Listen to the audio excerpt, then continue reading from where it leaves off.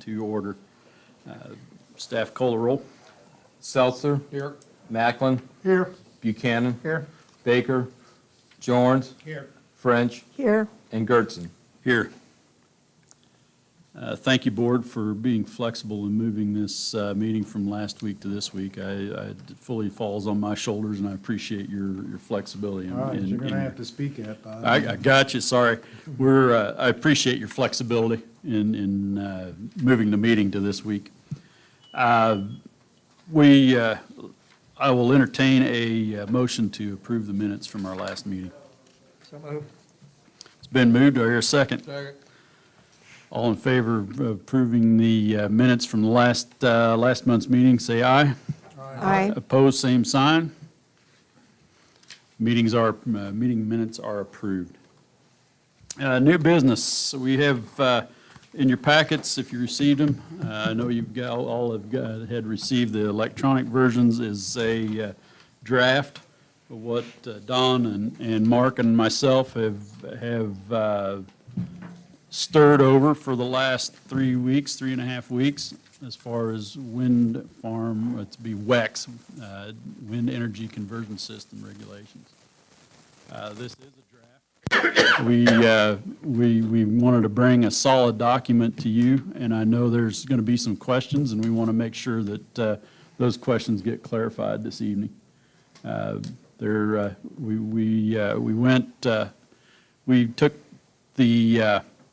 We took the testimony from the June meeting into consideration, and we also looked back into the records for the when we went through the CUP hearings and looked at some of the data that was provided there to help us come up with this document. We also looked in other areas. Google is a handy tool, and so we did do quite a bit of research with the help of what we'd already gathered and with what we did in the meantime. So, Mark, do you have any comments? Sure. Thank you, Mr. Chairman.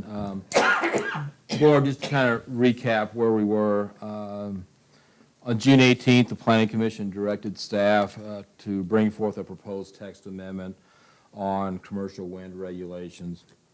The Planning Commission agreed to form a subcommittee to accomplish this task. That subcommittee consisted of Don Britton, Director of Public Works, Russ Gertson, Planning Commission Chairman, and Mark Von Atchen, County Planner. This text amendment will involve 3 different sections of our current zoning regulations. As you can see, the table of contents, Article 15-105-14, and then the new article, Article 23. So as you can see, doing a text amendment is not as simple as it seems. This subcommittee spent many hours researching this topic, reviewing all the public comments, sample ordinances, and documents received. The subcommittee reviewed documents countrywide. Some states, they govern the placement of turbines. Some states have guidelines and sample ordinances. Some states, like ours, leave it up to the local authority to regulate wind turbines. This document is not based off of any one template from another state or from another county. This subcommittee wanted to have a set of regulations that was not copied directly from another county, with just a few changes that were added to fit our needs. Many sets of regulations from this state have the same wording because they were prepared by the same company, or one county just copied from another county and just changed some words around. Reno County has actually done this with a lot of our past zoning regulations where we just copied from one city or one county, and that's not something that this committee wanted to have. The major goal of this subcommittee was to come up with a set of regulations that provide safeguards for the public, guidance for a developer, but most of all, flexibility. As you can see, this is a challenging task to come up with a set of regulations that address the public's interest, but also the developer's interest. The only guarantee the subcommittee has found with this project is that there is no perfect set of regulations to satisfy everyone. Even though the zoning regulations only apply to the zoned areas of the county, this amendment really should be based on a thought process of the entire county becoming zoned in the future. This amendment should not be based on one area of the county, but based on what is good for the entire county. You will notice in the document that anything having to do with a developer's agreement or any other associated agreements are not discussed in detail here. Those agreements are between the county and the developer. Although some specific thoughts are listed under certain agreements in the back of this document, it is not the job or it is not the role of the Planning Commission to be concerned with these agreements. Your role as a Planning Commission member is to ensure that these agreements are part of any conditional use permit approval. Finally here, I'll mention that Russ Avey, our planning consultant from Baughman and Company, he has reviewed this document. He has made some suggested changes, and those changes are incorporated in the document that is before you. Mr. Avey did comment to me that he liked the document, and he may want to use that for future clients of his. Randy Partington, County Administrator, and Joel Sullivan, County Attorney, have also reviewed this draft, and they have no legal concerns with the document at this time. I will ask that they review this document again before we set it for a public hearing to make sure that we are still legal. Lastly, I'd like to thank Don Britton and Russ Gertson for their tireless work on this document. They spent countless hours outside of their normal job duties and daily lives to research this topic and provide feedback. So with that, those are my opening statements to the board here, and I again would turn it over to Russ or Don if they have any other comments before we start getting into the documents here. Don? Thanks. As you can, as Mark has stated, it's not going to be a perfect document for all. We have to make it a right document for Reno County. So keep that in mind as we're moving through. I will expand a little bit on the development agreements. Kind of Mark touched on them briefly. Our job as a planning commission is to make sure that we place, whether it be a building, whether it be a cell tower, or whether it be a wind energy conversion tower, in the right place. The development piece of that needs to be the responsibility of the of the Public Works and the county commission. It is a piece of our puzzle, only that we require one, but we do not need to get into the weeds on whether or not a bridge is adequate or whether or not roads need to be at a certain level or those types of things. That's something that Public Works will determine the validity and the level in which it needs to be. So we want to keep that in mind, that placement is our key responsibility here. Okay? Any comments from the board to this point?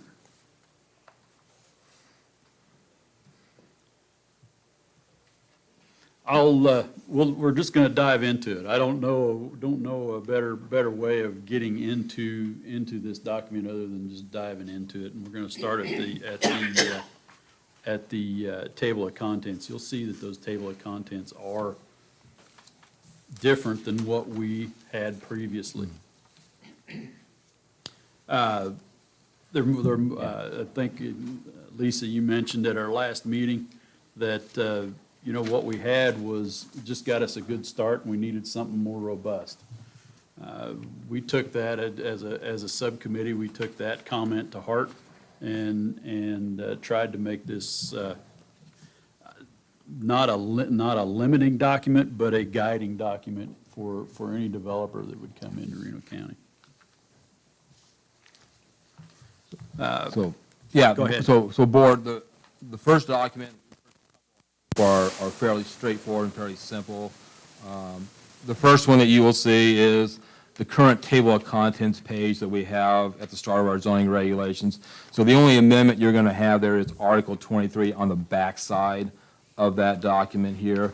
What I would tell the board is that those page numbers are just as we have right now. They're subject to change based on any type of amendments or deletions that we would have with the draft document. So don't take that as that's what the page numbers are going to be. Now, the topics may stay the same, right now, but All you need to know for this document is that we're going to add Article 23 to our zoning regulations here. Then on the bottom, we're going to have a set of amendments that we have, so then if we do future amendments, those will be added to the bottom of that page. And so pretty simple and pretty straightforward. I don't know if we need to spend a lot of time on that, but that is technically one of the amendments that we will have to approve once we go to a public hearing. The second document that you have before you is our current Article 15105, number 14. Essentially, this is our current regulations regarding wind energy conversion systems, and as you can see by here, essentially what we are going to do is strike everything that you see that we currently have. We will leave in 14A, in which it'll say a commercial wind energy conversion system shall be subject to Article 23. That's the only thing that we will have under Article 15. So those are the two simple amendments, what I would say right now, that we have to do to our regulations. We can go through this line by line, sentence by sentence.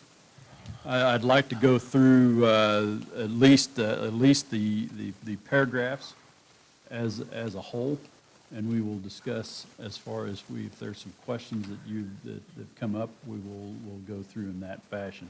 For instance, we'd start with 23-101, and I would open the floor for comments if there were comments. I don't know that we need to read that out loud to each other.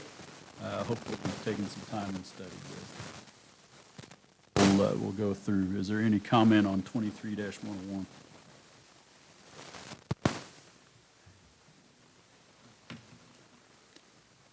How about 102? I have a question on the last sentence of that first paragraph. Placement of small wind energy conversion system as defined in these regulations shall be subject to the procedures and requirements contained in these regulations. So does that mean not Article 23, but the previous? The rest of the zoning regulations, yeah. We Okay. have a definition of a small wind energy conversion system, and so that's something that's subject to review by me. It's a personal wind energy system that somebody want to put personally on their property. Could that sentence be clarified? Whether it was Article 23 or if it meant something else? Sure. Okay. Mm-hmm.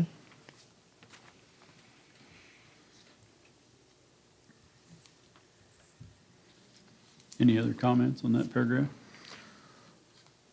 My comment, Mr. Chairman, for the last sentence in there where it says Article 20-1042 of the zoning regulations shall not be used to modify, adjust, or change any of the requirements under 23. First comment I have is, probably the first correction is we need to strike the word "the" in there. That's an extra "the" in there, and I'm sure there'll be probably many other ones. I'm not so much concerned about those yet. I'd like to know about them, but I'm more interested in the content. But this sentence right here refers to Article 20, and Article 20 is what this board uses to modify our current regulations. So, for example, if somebody is building a commercial building and they are required by regulations to have 25 parking stalls, and they say that we only need to have 5 parking stalls, the board theoretically uses this article to be able to modify that down and waive that requirement. So what this sentence is saying is that this board cannot use that article of the regulations to modify anything else in Article 23, except as listed in Article 23. For example, you'll see in the document there are certain waivers that are possible for participating and non-participating property owners to have signed. So this board would not be allowed to waive the location of a turbine, if it did not meet our setback requirement, or waive, a shadow flicker requirement. The company has to meet the regulations, period, with that. So that's why that sentence was put in there. 23-103 is the definitions. We worked through defining what a commercial WEX system is. Is there any comment on 23-103? Are you considering all the paragraphs? Say again, yes, Sure, of yeah. 23-103, we're just going article by article here. Yes. I had a question about item 4, it's defining a third-party entity shall have essentially no relationship to the applicant for the energy conversion system. I'm wondering if a third party, if we also need to specify that third party has no relationship with an opponent or someone who is opposed to the location of or opposed to the issuing of a use permit. It only speaks about the relationship to the applicant. It doesn't say I got you. about the relationship to a taxpayer, landowner, resident of the area. Would, in that case, would those third, Speak up, kiddo. okay. So we're primarily talking about someone who would be hired to do a study, right? Would there be any other instances where you would have a third-party company besides that? So I mean, you kind of take with a grain of salt if someone brings in a third party that's, from an opponent maybe, but with the company, we would assume they would not be hiring somebody that's associated with an Right. opponent. We Right. had a lot of people speak in opposition a year ago. It seems to me to be quite possible that, conceivable, that one of those households might have had a brother-in-law somewhere that's a consultant in these matters, who might be engaged to write up a report negative towards or critical of the proposed development. What this is referring to is the various reports that we would like to have submitted with an application. I don't know if there's, a situation out there where they would be hiring a landowner to conduct a various report out there. We can certainly check with legal and see what his thoughts are on that and incorporate those, just so it's clear. But this addresses the third-party reports that we require. not Correct. Voluntary third-party reports. Yes. So Mark, can you clarify, okay, when you have a wind turbine plan set out, you have participating, non-participating owners. Now, are those all specific, identifiable as far as the definition of this? You know what a participating landowner is, somebody who's leased their land. Whereas a non-participating landowner is someone who has not. But how do we determine exactly who they are? Is it possible to make reference in this paragraph to saying someone or individual or entity that is independent from and not owned or operated by, subsidiary of the company, whatever, or any participating or non-participating landowners? That would take care of, the opposition that is directly affected by the project. Yeah, okay. I'll make those notes and we'll refer that through Joe. I think by saying that it's independent of any of these parties, that helps imply, back in my other life, when I was in the county, independence is a big deal. And you always bent over backwards to try to preserve that there was no impairment to even the appearance of independence, so. Yeah, we wrote that with the spirit that most of the reports that we outlined that we require were put together by the By the applicant. applicant. Yeah, I so, understand. yep, I see where you're headed there, though. Yeah. But that just, Yeah, Covers both gives another layer in there, yeah. for sure.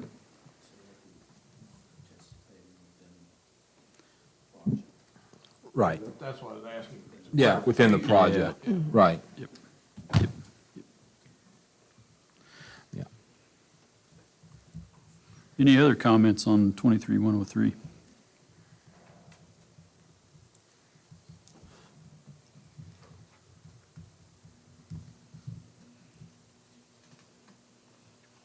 We'll move on to 104. This one's pretty standard. I would just, comment on number 3. It's something that we added where we want each application for a conditional use permit shall include a written agreement by the applicant to reimburse the county for all unusual and extraordinary expenses incurred by the county to process the application and conduct the public hearing. And so, as you know, the renting of the Atrium Hotel, the renting of the Fox Theater, the renting of the sound company, those types would be considered, unusual or extraordinary expenses. And so we would have a written agreement in place prior to setting this for a public hearing of what expenses the company is willing to reimburse and what expenses the county is going to incur with that. And in our case, what we saw in the past, that was all county expense, the Fox Theater and the hotel.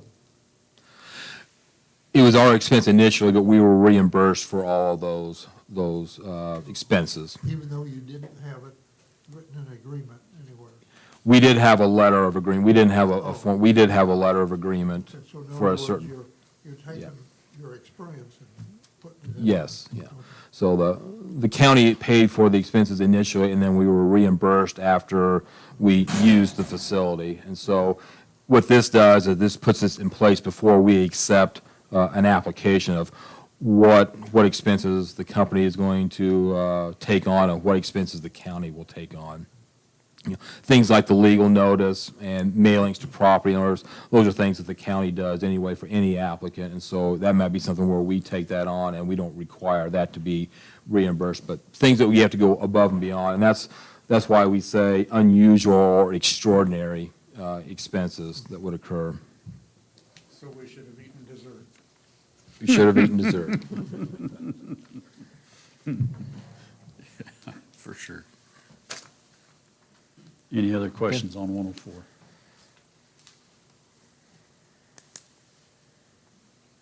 We'll move on to Article 105. I'll just echo what Mark had mentioned earlier, that this is the content of a development plan and plan of operation. It really is just an outline of what we expect to be, what kind of agreements should be, can be expected from Reno County. And it's not, the intent of this, of 105 is not to give all the specifications within a development plan, other than we want a map and we want project boundaries, we want to locate center points, and I'm not going to read every bullet. But when it gets down to access roads and temporary access roads, we're going to define that up front, but when it comes to the full development plan, we're going to leave that to the Public Works and to the county. I would just say that a development plan is different than a development agreement. That's Mr. correct. Chairman, okay? A development plan is the map that we're going to have to review the application. The developer's agreement or development agreement is what we're talking about, that is a county commission decision, okay? Gotcha. Yep. So a lot of this, I believe, it is standard, what we require for just about any type of applicant. Some of that, the large-scale map, and then we get down into the smaller detailed maps that we want. And I see in number 1, we want a map that's 1 inch equals 2,000 feet. I've got a period there under 2,000 instead of a comma, so I'll have to make that correction. But requiring latitude and longitude coordinates of each turbine location, that's something that we would have. And it would be in conjunction with the developer's agreement when we would go out and contract with an engineering company to verify all the turbine locations. And so some of that stuff that you would see in this development plan is also going to be a carryover to what occurs with the developer's agreement and the types of agreements that we sign with a company. Mark, you need, in the first paragraph, third line at the end, this is a minor nitpick, but shall be submitted prior to the planning commission making a recommendation. And 1D, I would change that to say any facilities, the location of any facilities, suggesting that we may not be able to anticipate everything. I mean, it may not just be operation and maintenance. There may be other facilities they want to install that we ought to know the location of.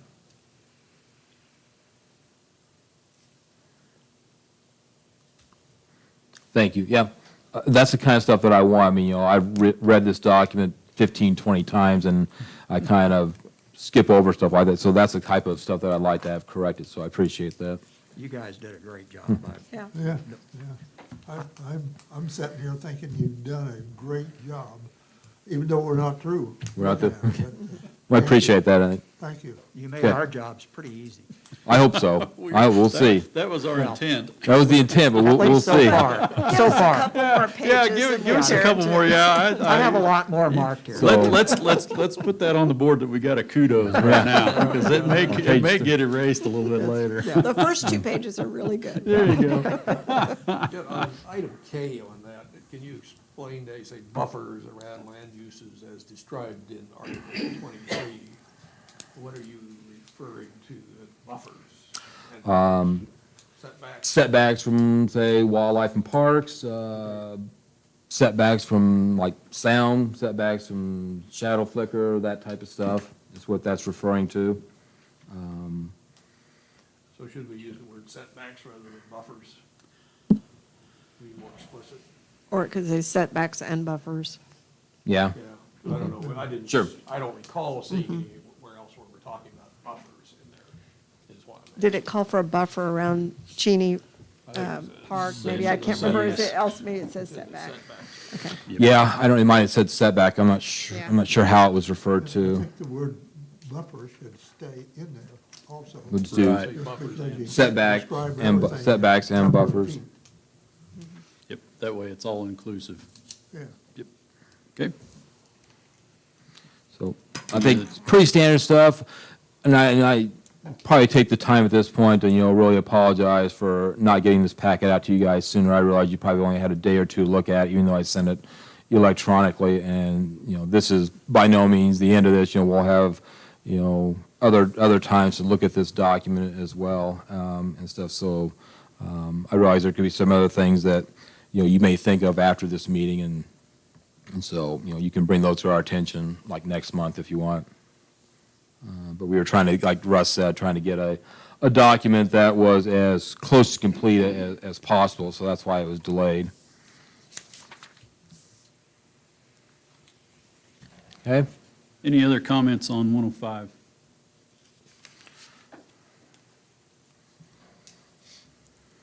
Okay, 106. 106 gets into the type of reports and studies that we want, as we were referring to, back in the definition section. So when, Mr. Jones was talking about, third-party reports, here's where you see where that definition kind of comes into play with third-party. And so, Why do we specify that any other separate studies will be at the county's expense? Why don't we leave that open to negotiation?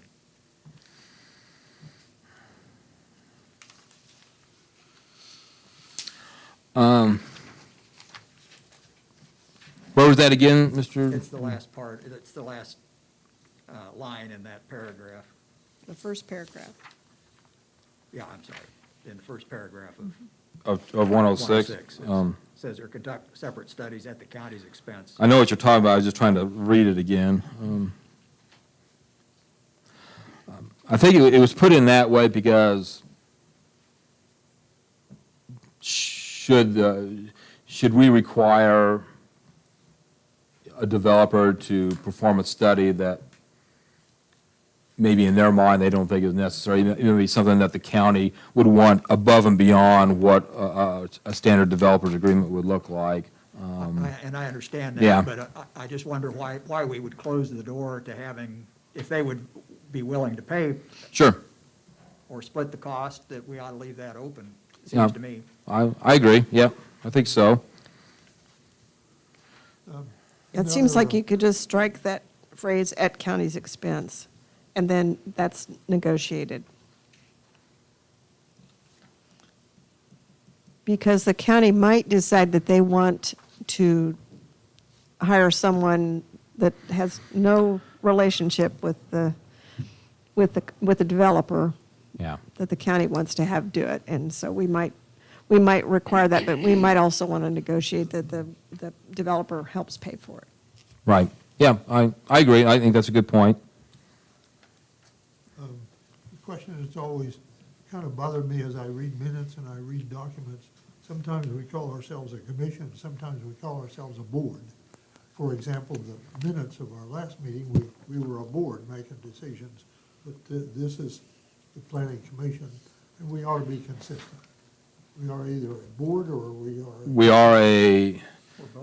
We are a planning commission.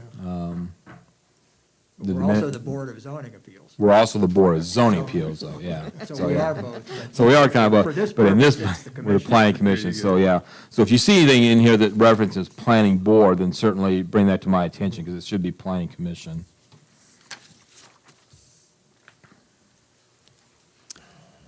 So we need to tweak the wording on that to give us the option to negotiate. Right, Yes. yeah, I'll, On that, whether it's cost split or they pay it or whatever. And that'd be a part of the development agreement. yeah. Yeah, That would be something that would really fall under that, that situation. so it depends on your negotiating. So, right. Mark, You- I had good. questioned you earlier about item 1 on page 23-4 at the very top. Having reread that a couple more times, I withdraw my concerns. Okay. It all makes sense now. I had to take it in light of the paragraph at the bottom of 23-3, and then the item number 1 and following makes sense then. So it took a while, but Okay, we got there. that's fine, that's part of the process. For sure. In paragraph 2, it says, "The list of adjacent property owners shall be from the subject property boundary, not from the lease area." Can you explain that? Sure, so, probably the best example that I could give maybe to relate it to this would be with cell towers. You know, we've had several cell tower cases here. They identify a lease area, typically 100 foot by 100 foot. If you want to go by the regulation stuff, they could just put their 1,000 foot required notification area starting from that lease area instead of the property boundary. Okay? So what that does is if you have a 40-acre parcel of land, and if you put that cell tower, or wind turbine in this case too, in the middle of that 40 acres, and then you draw a 1,000-foot ring around that 100 by 100 foot area, you're not going to be notifying a whole heck of a lot of people, okay? What this paragraph does is it says that a developer is prohibited from drawing a 40 by 40 area, 100 by 100 area, where they're just leasing, because they're not leasing the whole entire 40 acres. They're just leasing the spot where the turbine is and maybe the access road here. And so they could just put a turbine in the middle of a 40, and then you're looking at just notifying like 5 or 6 people around there. When you make it from the property line, you're expanding that notification area. You're giving people more of a notice of that, hey, here is a land use that you should be aware of, and provide an opportunity to comment. So if they're on a half section, it's from the boundaries of the half section. That's correct. Okay. That is correct. Good. Yep. I like that. Yeah. I got a question on that one. I mean, I think our normal radius is the 1,000-foot boundary for other notification things on that. It's a 1,000-foot boundary for properties in the county, and then it drops to 200 feet when you go into outside a city limit, but Yeah, that's just, what I'm talking about in the yeah, I county. know, so, yeah. And, yeah, my question is, with the scale of the wind farm and, the size of these towers, do we need to expand that distance, say double it or something out to 2,000 feet or whatever, to give, anybody who's going to be more impacted by this?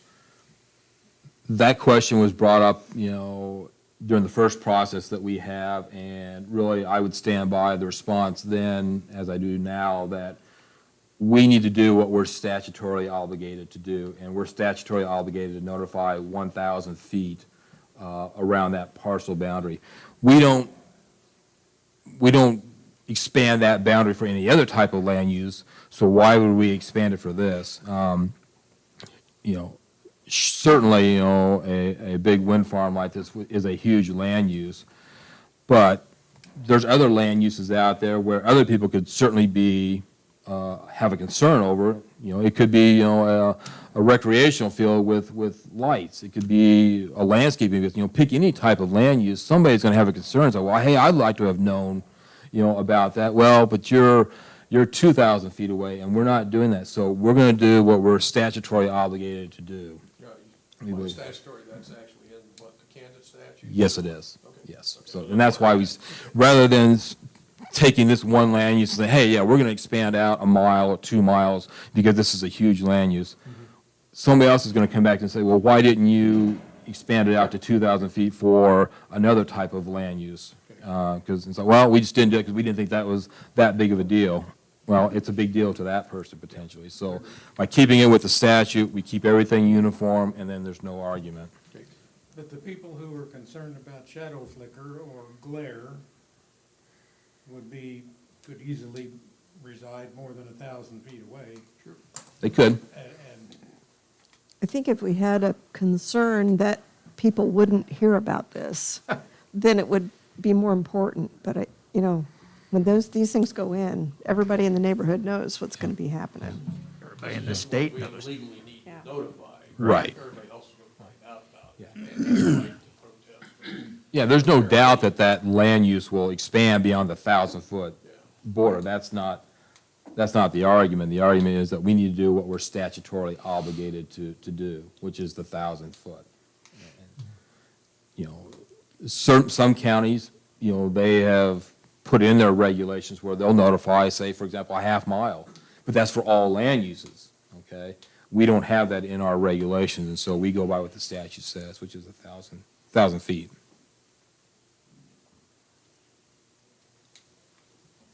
In paragraph 5, you make reference to primary building, and there are several places through the regs that you make a distinction between primary and, I can't remember. Secondary? Secondary buildings, and I'm not sure I understood what the distinction was and quite why it was made in several places. And also, Mark, in 4, you say primary occupied residence, and 5 is primary building. So we do have some differences in terms that we need to be consistent with. In fact, I wondered if we ought to put a definition, include that in the Should be. definition. what- I was just looking, there's nothing in the definition of what a Yeah. primary structure is.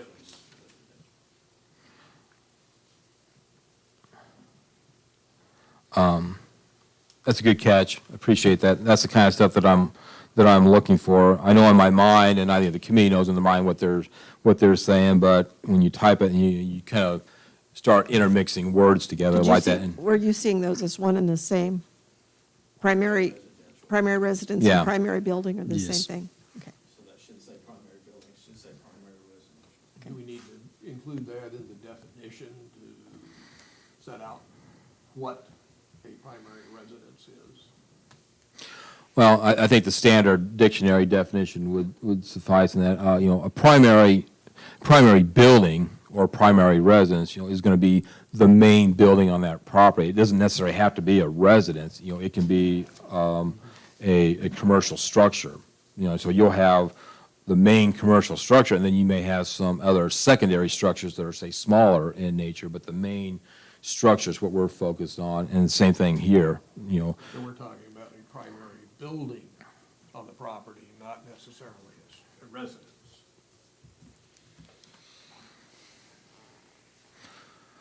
Committee will have to discuss it. I think it probably should be building because it doesn't necessarily mean a residential structure. It could be a commercial structure. And we have to make sure, because when we're talking about sound and flicker, we're talking about primary residential. See what I'm saying? Yeah, yeah. Because the primary building, when it comes to flicker and sound, it's not based off of that building. We'll have to look at it when we get there, yeah, yeah. We'll look at that and get that corrected. Yeah, I think the key is we need some consistency on Right. those, and, Well, you're somewhere where you define yeah. what the difference is between a primary building and a primary residence. And then you can use the terminology that suits, the most suitable at that point in the regulations. I think making the term consistent will help a lot of that. Yeah, but I mean, if you use building, then it's gonna be somewhat vague. I still feel that you ought to put something in the definitions to make it more explicit, kind of like what you were just trying to, tell us what you consider a primary building to be. If it's a place where maybe there's a residence on the property, but there's also another building of some type that is, the predominant use of that property. So, Yeah, the just, the primary building could be where somebody doesn't live, but they work there 8 hours a day. Right. Whereby a primary residence is there's somebody essentially living there 24 hours a day. So, I can yeah. think of instances where we have the primary building would be a large commercial operation, and they have a small house next to it where somebody lives, and it's on the same property. caretaker's house or Yeah. something. And in our current regulations, we could have that situation, previously, we would have that zone commercial and you wouldn't have necessarily a house there, so, yeah. Yeah. We'll take a look at that, I think, and see if we can't clean that up, so that's a good catch.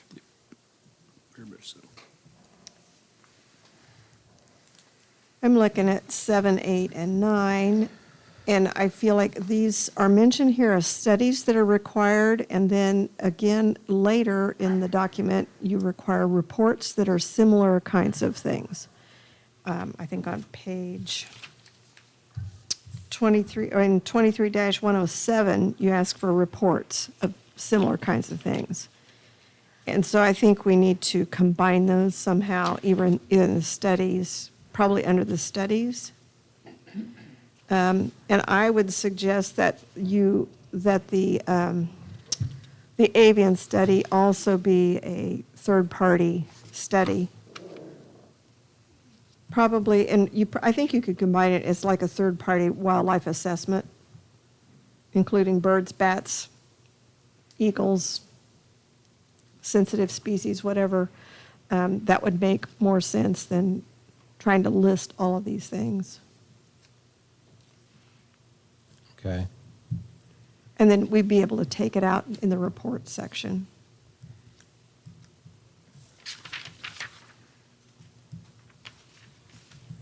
This is titled Documents, Plans, Studies, Reports, Other Permits, What's that? where it is in the first instance. In the first instance there in 7, 8, and 9, as far as studies. And then later it's called reports. You said in 23, In 107? In 107. Let's see. 107:14. Yeah. Yeah. And you've got report on existing environmental concerns shall be documented and filed. Okay. And it's All right. got wildlife habitat, bird migration, flora, fauna, geoconservation. So take 7, 8, 9 and move it to that number 14. Either way, either put it one place or the other. Okay. But I would ask that it be a third-party independent study I agree. rather than just a report from the developer. I agree on that.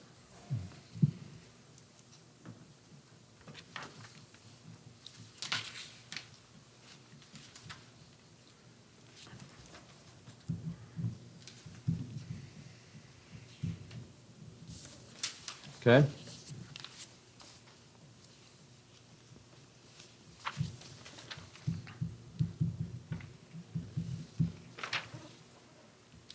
That would go to 107, 14, And add it to on 14. page 2310. That's correct. Yes. Well, Thank you. the section that's in with the 7, 8, and 9 is titled Reports. And then 107 is additional requirements. So I guess if we can, if we could just consolidate all the reporting into one section. one instead of section. having in two different places. Yeah. Right. So does it need to go the other way? That's what I would do, but given the title of this section, documents, plans, studies, reports, other permits. Yeah, I would agree Yeah, with 'cause that's that. really a report. I So, agree, that probably ought to flip-flop. And all studies essentially will result in reports. So Right. are we mixing words up that we don't need to? We're using a study resulting in a report.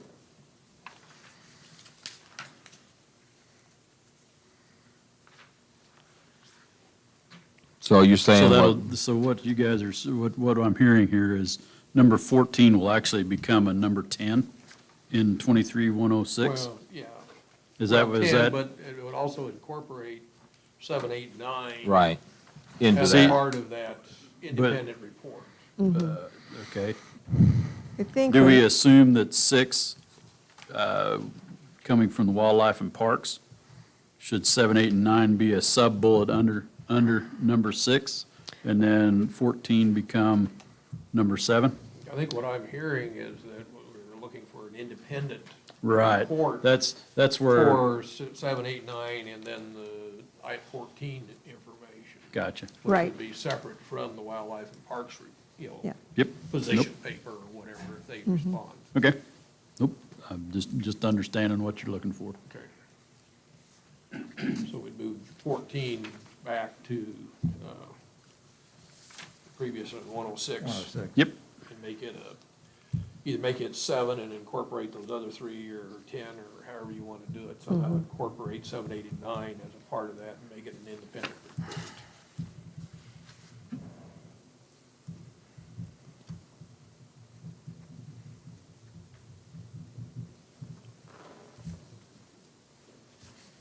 Would there be any logic to substituting a word on item 9 there that says avian study to include all types of eagles? Would we be better served to say all sorts of raptors instead of the word eagles? Or maybe hawks or some other type of something or other that More protected wildlife that's too. protected beyond eagles? I mean, it specifically mentions eagles. Well, and it doesn't mention bats, and usually Yeah. bats. I'm sorry? It doesn't mention bats either, and bats are usually an issue with wind turbines, so it kind of falls into that wildlife or sensitive species, you could call that. In Reno County, whooping cranes are going to be an issue. Eagles will be an issue. Well, it does Or maybe say other others, raptors. and other So- species. I So mean, if we that's just pretty add, if we broad. add other if we add the word sensitive in between other and species, would that cover what we're looking for? I think so. Ken, would that cover kind of what you're after? Okay.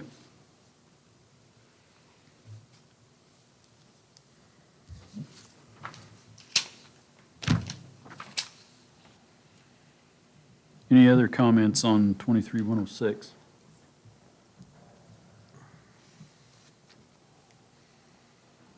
We'll move into 107.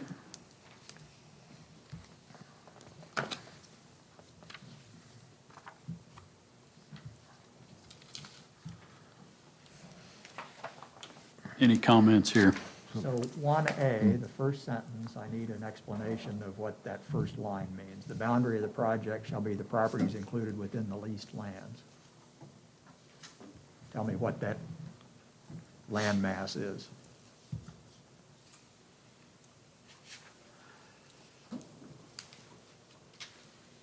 So you have all of the people that have signed lease agreements, okay? That would be the boundary of the project, and you would not be able to add a turbine to another property outside of that boundary. So if they're not contiguous properties, then you're Right. still taking the most outlying property. Right. as That's that correct. boundary. So you, And is that a circle drawn around it, or? no, no, it's not necessarily a circle or anything. That what that's trying to say is Cookie that, cutter. you can't, after you submit the application, you can't go beyond the leased lands or The that boundary farthest- further away the extreme without boundary. reapplying for Okay. another conditional use permit. So Okay. that's what we're saying by the leased lands Okay. out there.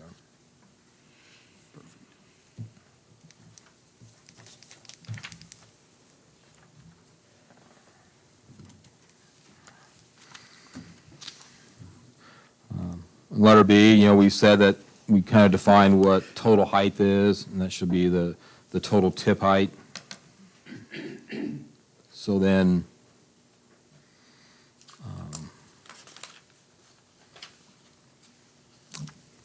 from there, we can get into setback requirements. Could you talk a little bit about A and B and the thought behind that? On number 2 on setbacks.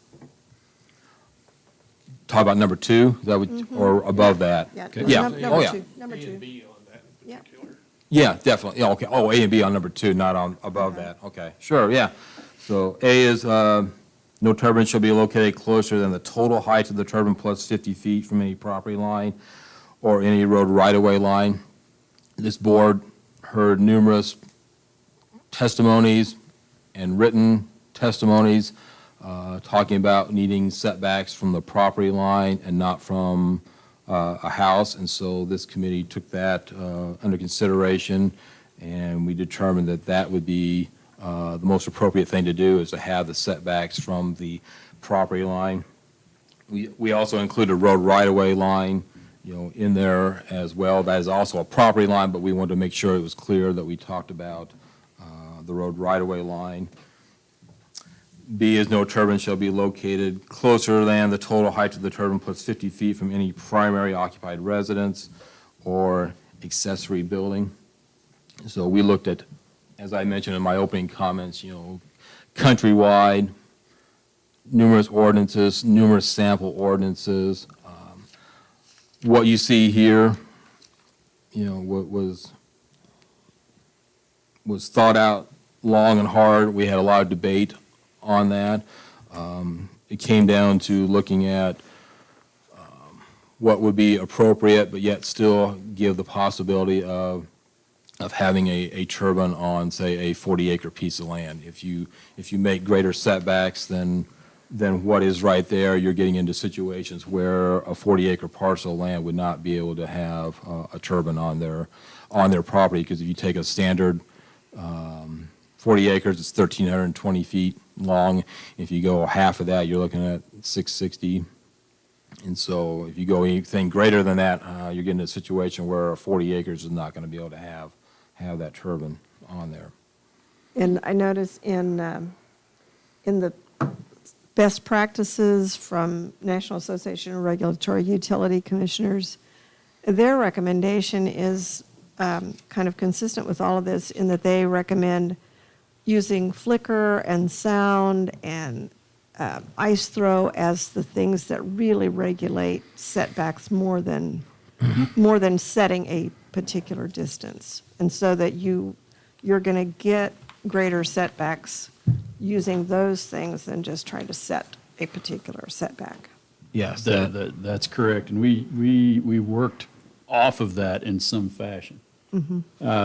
These two lines here are if, letter A would be if there isn't a primary residence or building involved, that the developer cannot place it any closer than the specified distance to the right-of-way or boundary.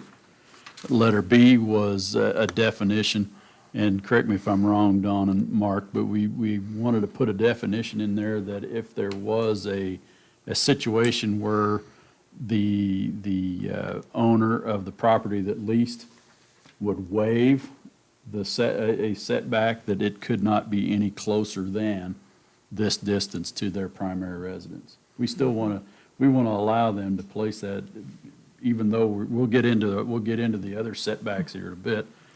let's just say, we'll get into that, we'll get into some examples there in a moment. But we wanted to make sure that it was written in there that we did not, we wanted to protect those homeowners from themselves, if you want to call it that, that they could not place a tower any closer than that. That's what that. And that's what not that said. subject to waiver. That is not subject to waiver. We- Now, when we get to it, the sound and flicker is Right. what's subject to waiver. Right. Yep. Now, Okay. Question I have though on A and B, you know, this is all basically like B, you said, you know, pertains to the residences and a probably participating landowner. We have nothing in there as far as any safeguards or definitions for non-participating property owners. I think we'll get to that when we get to the other setbacks where we talk about the shadow flicker and the I'm sound. eager to find that. Yep. Yeah. Before we move on, this B specifies accessory building. Yep. And here That's again, correct. we don't have definitions of, so if somebody's got an outhouse in the corner of their property, is that an accessory building? Yes, yeah. So accessory is defined in our zoning regulations. You know, it doesn't necessarily have to be under this article defined, you know, because this is going to be added to the back of our zoning regulations. And so those definitions would be in there, what an accessory structure is, what a primary structure is. So,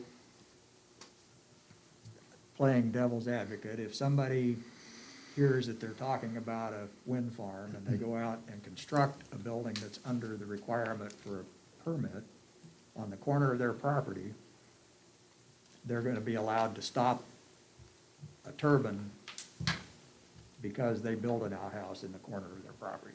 Do I understand that right? They'd be able to prevent it from being within That- 550 feet of that Right. outhouse. Yeah, Yeah. right.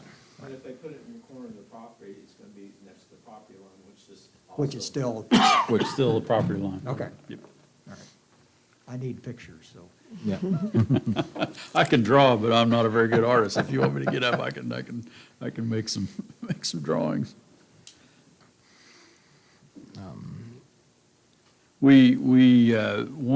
Letter D is something, letter D and E and F were, those were three subjects, three sub-bullets that Don, Mark, and myself, we rolled around. It caused many phone calls and emails and discussion on where we land with how we defined a private airstrip. Kansas, by what I found in my research, Kansas loves aviation, which makes sense. Wichita's their capital. If it was up to them, everyone would have an airplane, and everyone would have an airstrip. They regulate private airstrips with that same loose hand. They want you to be able to utilize that airplane that you own if you have the land to accommodate taking off and landing. So they really don't have any regulations per se when it comes to those airstrips.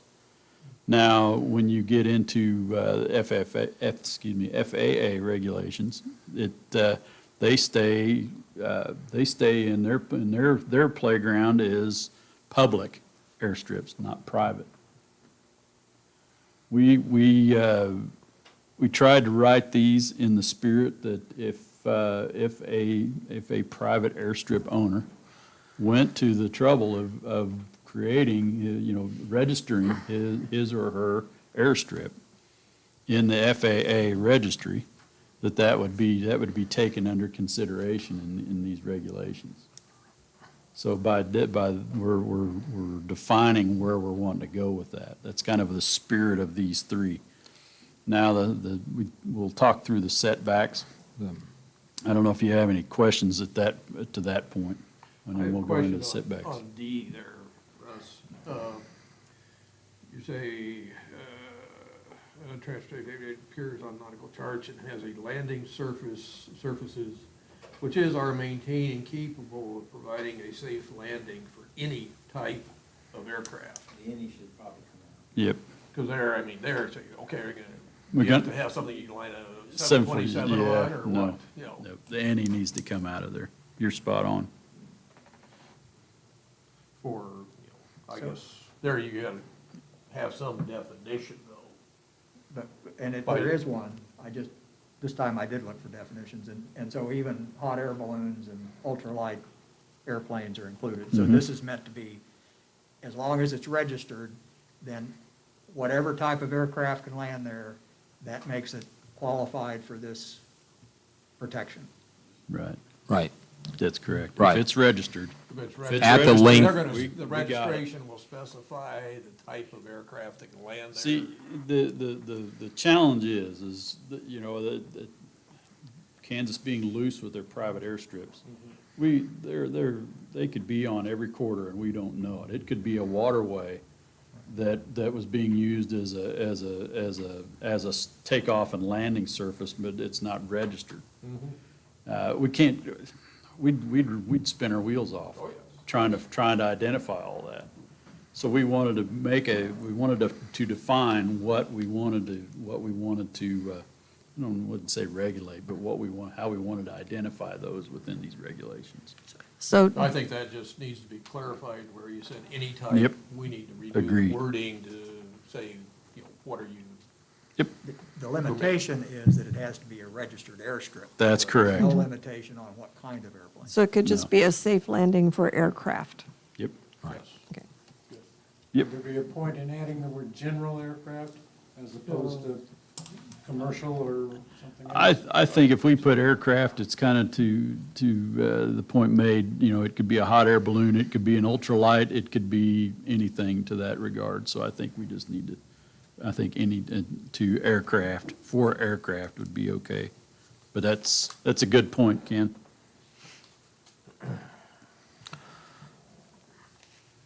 There wasn't a lot of information, you know, as Russ said, you know, on private airstrips and what to do with protections for that, setbacks for that.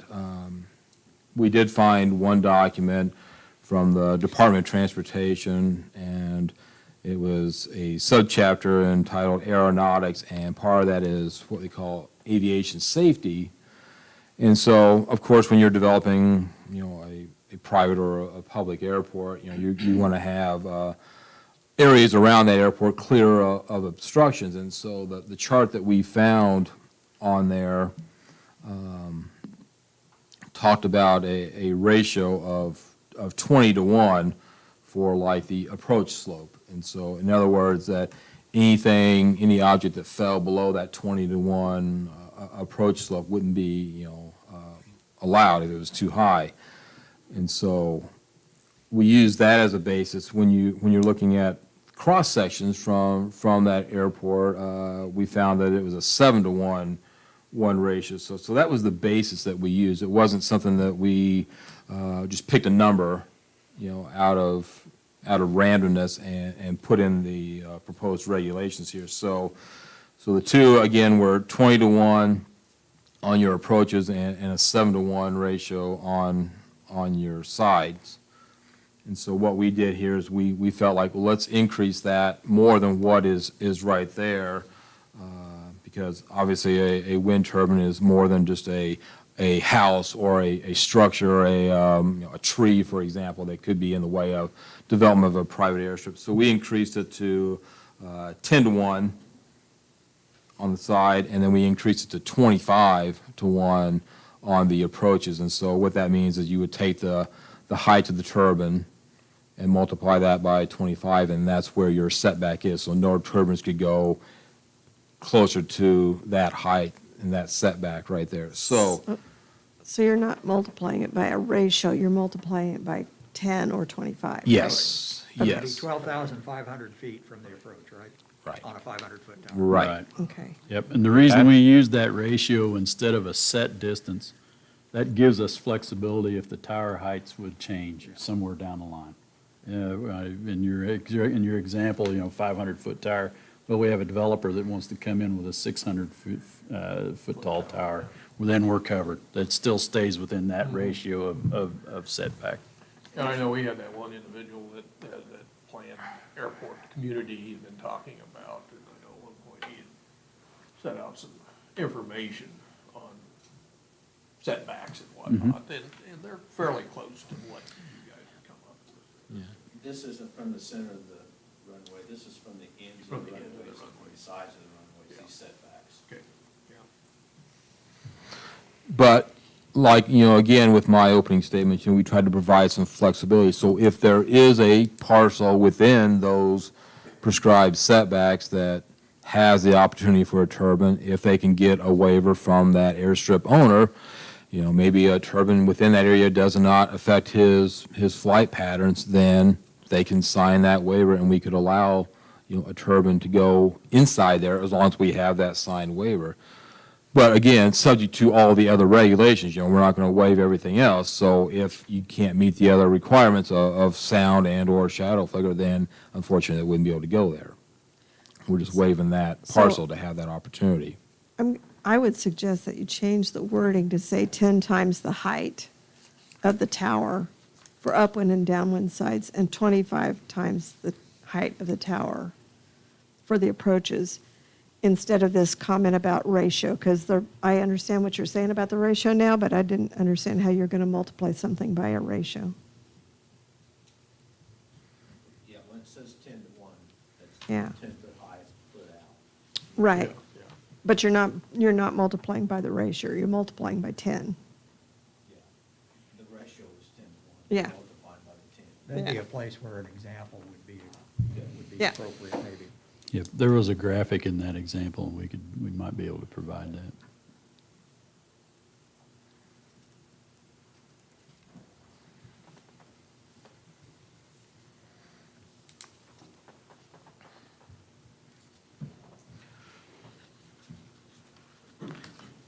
Letter G, pretty standard that you can't put one in any kind of recorded easement. We also add the fact that if a property would have what we call a blanket easement, then that blanket easement needs to be resolved and establish an actual easement that has a meets and bounds description instead of just putting it across the whole 80 acres or, 100-acre parcel. I don't know does everybody know what a blanket easement would be? So long time ago, when people were running electrical lines across the country or pipelines, more importantly pipelines, they would just, if you owned a 40-acre piece of land, the pipeline company would just go to you and say, can we just have an easement across your entire property so we can put that pipeline in there? And the landowner would say yes. So they would put that pipeline in the property without defining a certain area that pipeline is in, so they call those blanket easements. We want those resolved so we know exactly how much land. Usually for a pipeline, it's going to be probably 100 feet, could be 150 feet or more, but usually 100 foot. So we want those to be resolved instead of just having it across the whole 40 acres. So that way we know exactly where the turbine can go and where the turbine can't go. What about conservation easements? Is that? Be the same thing. It's an easement. Because they It's an would be easement. A blanket too, right? They could be, yeah. Or- It would yeah. probably be a blanket easement, and normally a conservation easement is a tract of land, Yeah. not just a Right. narrow edge like a pipeline would be. Right. Exactly. On H regarding wildlife and parks and land owned by the U.S., 3 miles, we heard a lot of discussion on that, and we agree with that. However, we did add in there the opportunity for wildlife and parks to issue a waiver to a property owner that is within that 3 miles. So if wildlife and parks does not have an issue with that, then they can sign that waiver. We also put in there an opportunity for them, for the actual wildlife and parks, or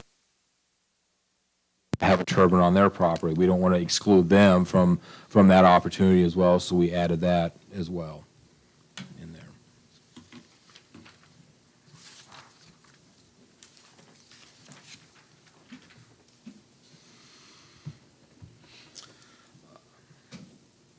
Letter I regarding city limits, had some discussion on this a little bit about what to do.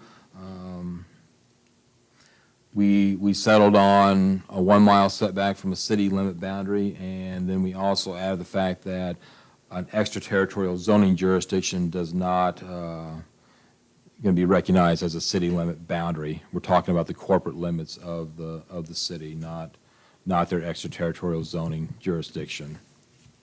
The city would have to say about that ETJ. Yeah, the city has that say anyway, so we don't need to, have anything more than just that 1 mile setback.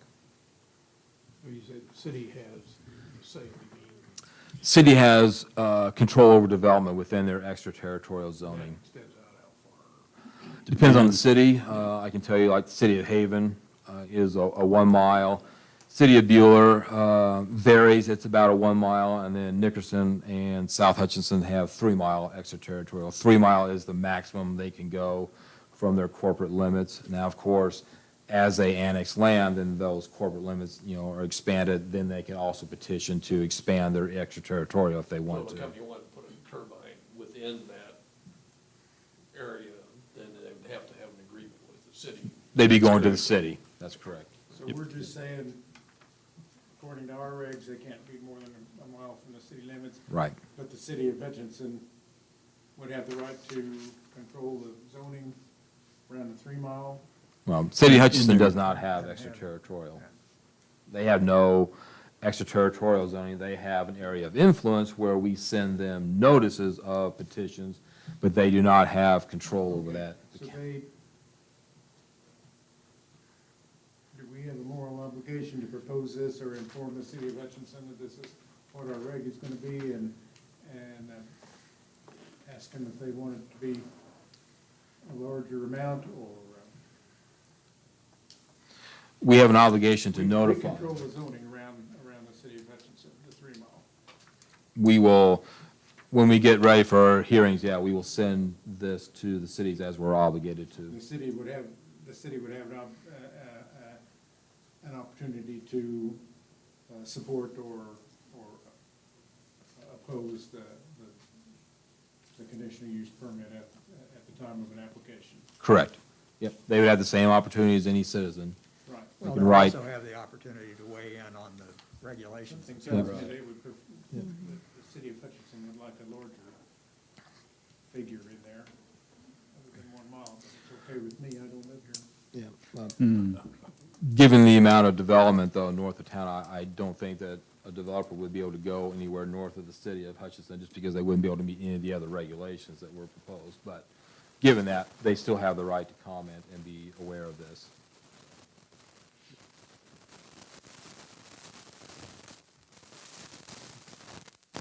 Three, the noise, I can tell you that this is, if there were 3 things that we really took some deep dives and took a lot of time, it was the private airstrips, the noise, and the shadow flicker. Those 3 things were probably the, if I was gonna rank them, now, I'm not ranking them for Don and Mark, but those that were involved with the hearings, noise, shadow flicker, and of course, the airport thing was a big deal, but the noise and shadow flicker probably a big one, too. The number 1 and number 2 comments that we've had. So we spent quite a bit of time with that. Now, you'll notice that within this, we're still talking about setbacks. We're not defining a set amount. We kind of set the tone with the private airstrips of saying, okay, we have a ratio of a tower height to give our private airstrips the benefit of the doubt. We kept that trend, and Lisa, to your point, in following some guidelines in creating some sound levels that would create the setbacks. And I'm probably talking in circles here a little bit, but we wanted to define a sound level that would be acceptable. And we took a report that we found in the application a year ago that gave potential sound levels to participating and non-participating primary residences, and came up with this. I'll use that along with other documents that we researched and came up with this 40 decibel number. What that, what A, B, C, and D outline is, we believe 40 decibels is the limit that any primary residence should encounter. And that in itself will determine the setback of that tower based upon the noise level. Now we're going to get into shadow, and it gives it a different dynamic. We'll start with number 3 and work our way through A, B, C, and D if you have any comments, and then we'll work through the shadow, number 4 and the shadow flicker, just to I know, kind of give you some basis. You know, when we received a lot of comments regarding, both noise, shadow flicker and noise, and, most of the comments I recall seeing on noise issue were saying, okay, we want a no more than a maximum of X, but no more than an average of Y. Which I think they were generally like 40 or 45 as a max. Yep. And 35 as an average. So that,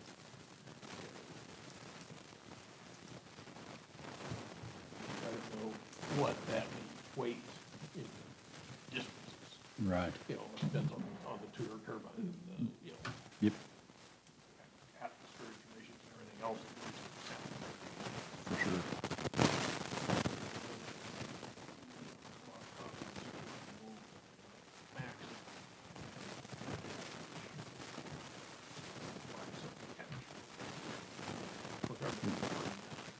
Yeah.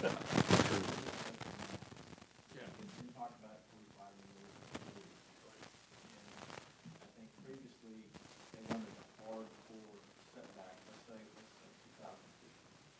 Well, when you use a formula like this, 2,000 feet, it may take some noise sound, and it may not. But this, there is no hardcore setback. That's what it takes. If it takes 1,700 feet, then that works. So you get away from any guesswork on this. And that's why I feel it's better than having a setback that may or may not fix the problem. Yeah, go ahead. I agree. Okay, you agree. Because, our existing regulations didn't discuss sound levels and flicker layers. Our existing regulations were just setback, just be 1,000 foot. So you could have 1,000 foot setback and you could be inundated with 100 decibels. You could be having 100 hours of shadow flicker a year. What I think is critical for the rest of the board to keep in mind is that the setback, the noise, and the flicker all work in conjunction with each other. So if either one of these two don't meet the qualification, then the turbine isn't going at that setback distance. They're going to have to move that back to where they can be in compliance with the noise and the shadow flicker, like what Don said. That may be the height of the turbine plus 50 feet. They may be able to meet that. There may not be any residences nearby, but it may be 2,000, it may be 3,000, or it may be a situation where you just can't put one there unless you can get waivers from that participating or non-participating property owner. And that's where I think, we tried to build in that flexibility. If somebody does not have an issue with, having a noise level over what we set, then why shouldn't they have an opportunity to have a turbine on that property? And under the shadow, we were saying maximum is going to be 20 hours a year. And I would point out to the board, again, I think that, these figures weren't just a number that the board picked here, our subcommittee. These really came from, as a basis from the National Association of Regulatory Utility Commissioners, and I can tell you that, their recommendation was to apply a planning guideline of 40 decibels as an ideal design goal and 45 decibels as an appropriate regulatory limit. And so we chose to go to 40 instead of the 45. Regarding the shadow flicker, they said to restrict to not more than 30 hours a year or 30 minutes per day at occupied buildings. Well, this committee decided to lower that to 20. to 20 hours. And so we've exceeded what the NARUC has recommended in their report from 2012. But we're not making any stipulation as to the number of minutes per day. Not making any stipulations as to minutes per day. We're just more focused on the hours per year. We didn't want to get too complicated in minutes per day. We're 20 I don't- hours per year is not much, excuse me. It's not, no. That's not much. No, 20 hours is much, I have no problem with that. You know, I guess most of the reading I've done on this thing, they have kind of a dual standard on the shadow flicker, the minutes per day Yeah. and. Yeah, you'll see that. total for the year. Yeah, there's a- And, I don't know if there'd be a problem to look at changing this to include a similar setup of 20 minutes a day or 20 hours a year. Well, this is much more restrictive than what you read, because that said 30 hours a year or 30 Right. minutes a Day. day, which would be 180 hours a year. Yeah. So this is much more restrictive than that. Well, it'd be the greater of, so it'd be Great- limited to greater of the two. 30 hours max a year. 30 hours per year or 30 minutes per day, yeah. So- Does it say the so- lesser of, or is it either? This is not more than 30 Restricted hours. no more than 30 hours per year or 30 minutes per day. So, I would read that as. yeah, I would too. As being either or. Either or. So this is much more restrictive than that is. The one thing, I guess, one of the, like Russ entertained, Google's a wonderful thing. Yeah. And, you know, one of the things I came across that I feel would be, you know, worthwhile in considering would basically be a provision on mitigation of the shadow flicker, basically as an excerpt. I'm not gonna, I've got copies I can hand out to everybody if they'd like to see them, or I can sit here and read this to you. But it says, where shadow flicker can result from the installation of wind turbines near residences, the permittee shall prepare a graphic model study to evaluate the potential shadow flicker impacts for review and acceptance by the planning commission. No shadow flicker in excess of 20 minutes in a given day or 20 hours net or total in a given year will be permitted unless it has been mitigated, subject to the approval of the planning commission. If it is determined the existing setback requirements not sufficient to prevent shadow flicker impact on residents, the county shall require the permittee to increase the setback distances to ensure the residents are not affected. If any resident is nonetheless affected by shadow flicker within the 20-minute, 20-hour threshold due to unforeseen circumstances, the permittee shall implement one or more measures to avoid or minimize the effect, such as providing opaque window coverings, awnings, landscaping buffers, or a combination of these features to reduce flicker to acceptable levels for the affected receptor, or shutting down the turbine during the period shadow flicker would occur. Such measures may be undertaken in consultation with the owner of the affected residence and may be confirmed by preparation of a shadow flicker study at the permittee's expense. If the shadow flicker study indicates any given turbine would result in flat or shadow flicker exceeding the 20-minute, 20-hour threshold, and the affected owner is not amenable to window coverings, awnings, or landscaping, and the turbine cannot be shut down during the period of shadow flicker, then the turbine operations would be limited to avoid shadow flicker to the satisfaction of the affected owner. So it gives them some protection. And there's verbiage in there on what is required to mitigate, you know, by the turbine company to mitigate the effects of the shadow flicker, you know, if it should occur. And it could be that that is part of within the development agreement. I think what you have there right now is just called complaint resolution, but I think it Yeah. would probably be better if it was called dispute resolution and mitigation. Like, what are we going to require if they don't meet the criteria that we set? You know, how are we going to get to that Right. point? How are we going Because to, apparently they do have the ability to go in and through computer programs or whatever, shut these turbines down during specific periods of the day. Yeah. You know, which would be early morning or late afternoon usually is when you're getting your longest flicker. So, and it may be just a few days out of the year that happens. Yeah. Yeah, Depends so- on the sun, angle of sun and Yeah. everything else. So would you not agree, Steve, yeah, that maybe that scenario would be under the complaint resolution Yeah, it form? could So, go in there. so we I would think base, that would then yeah, give yeah, the, definitely. you know, the individuals some rights and Right. require the permittee to have some, you know, some ways to mitigate. And that's good language to use. I don't know whether, Definitely. I don't know whether you're going to have any template development agreements in your pocket in case somebody comes around, or you Yeah. just wait until the situation We happens. do have some templates that, other counties that have signed on developers agreements, but yeah, so I think something like that would be something that we would develop into the developers agreement and the complaint resolution, or whatever you were saying, maybe we should Dispute change it, dispute resolution, yeah. resolution form. Copy of that. Yeah, you can Yeah. certainly give a copy, we could have that, and then those are the types of measures that we would have in there, because we're gonna base, say, an approval on them meeting a 20-hour a year or less shadow flicker, and so if something happens and a property owner has discovered that that study was wrong and they're getting 30 hours, they file the complaint resolution form, and then whatever the policies and procedures are on that will take effect, and then we would look at mitigation from that end. So, yeah, good point. Just wanted, on noise and shadow flicker, you've got the same thing again where you talk about occupied structures and occupied primary structures and primary structures, and so just Need to clean them that up. Thank you, Lisa. Yep, I'm glad somebody's reading it. for sure. Occupied and, Occupied primary. And then an occupied primary.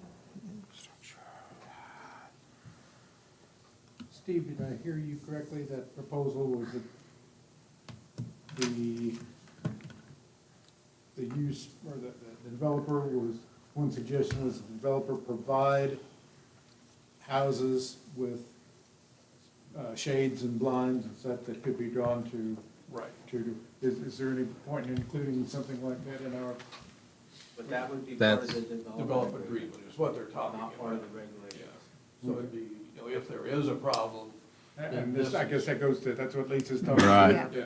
That ought to be in Yep. the, yep, in the leasing, Development agreement. Yep. Development agree- Yeah, right. So it's a way to mitigate the problem if there is one. But give it some verbiage to protect the property owners. So we need someplace in here that defines what these buildings are. Yeah. Yeah. Yep. I think going back to your definition section, define what an occupied or, primary Yep. structure, or primary residential structure, or occupied building, whatever definitions you need to put in. It's a lot easier just to define it, and then don't have to worry But about it. if Do the we- developer comes to your house and wants the lease, are you, or a potential leaseor going to know that you can specify that? And to know that that's something that's probably negotiable, or probably needs to be worked out? As far as, The shadow flicker. they're not gonna know it, I don't think, because it's not gonna be in the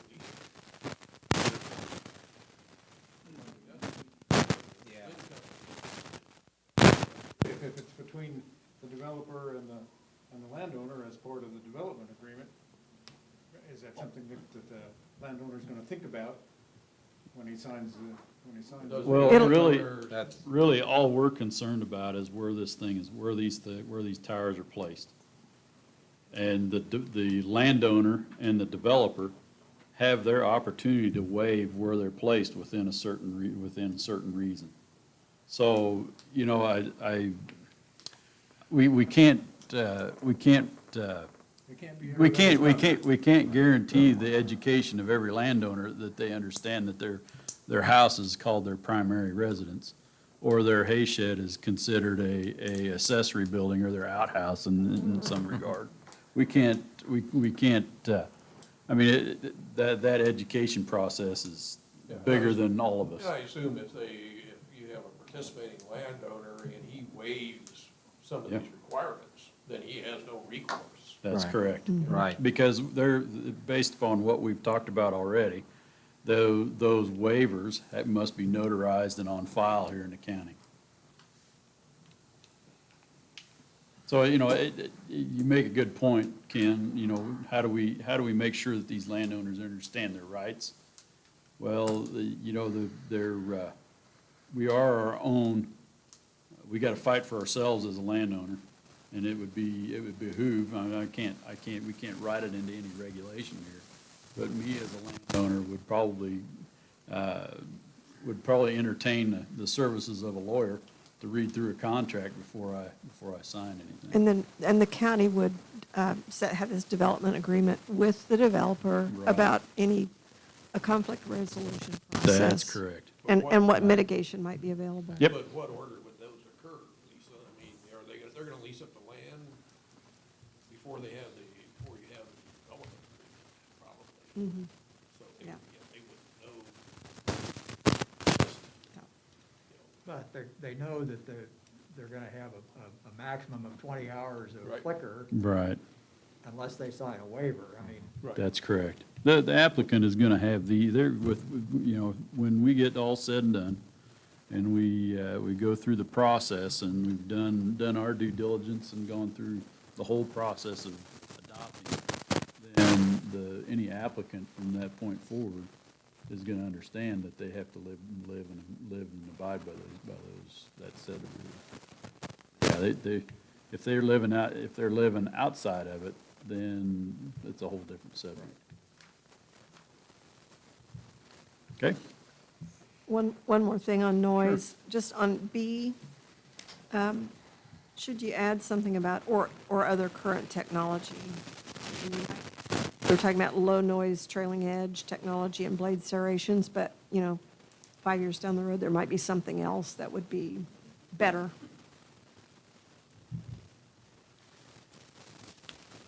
Add the verbiage like, and any Oh, other technology available or Mhm. something like that. Right? Mhm. I had that marked. I went back and this says should consider. Yeah. So they could consider whatever they, Yeah.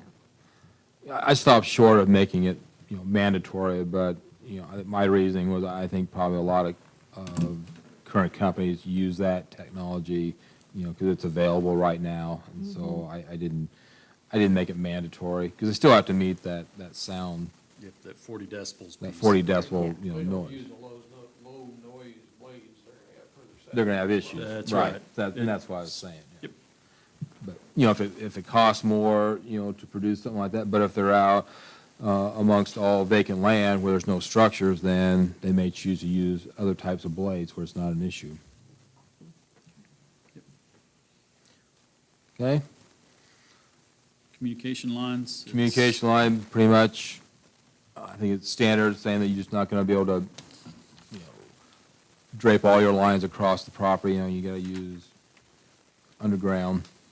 So for the power collection, are those high power lines? Not talking about like the transmission lines, so this is talking about like personal lines for the turbine to get to the big, like, high wire power lines. Okay, so they're low voltage. Yeah, Relatively low right, voltage. right. Yeah, not the big ones. We did not get involved in the actual transmission lines. That's really, again, between the developer that would sign the lease agreement and the company. We didn't want to, we're not going to Maybe regulate the, ACC. yeah, potentially then. Doesn't have to be, but potentially then. This one read to me like something that might be in a development agreement as opposed to the regs. It could be, I guess. I mean, we could have had maybe communication lines in that developer's agreement, but it's nothing that we would really regulate, in our sense. It's just something that, it's in the regulations, but we're not, I probably didn't say that right, but it's like, there's nothing for us to look at other than to ensure that that's the way you're going to develop each turbine site It's just that way. Puts the developer on notice. Yes, yeah, As long there as you it's gonna be go. very- There, thank you, yeah. Letter B talks about, having discussions with the emergency management and 911 coordinator in case there's any potential interruptions in 911 services, and how is that going to be resolved?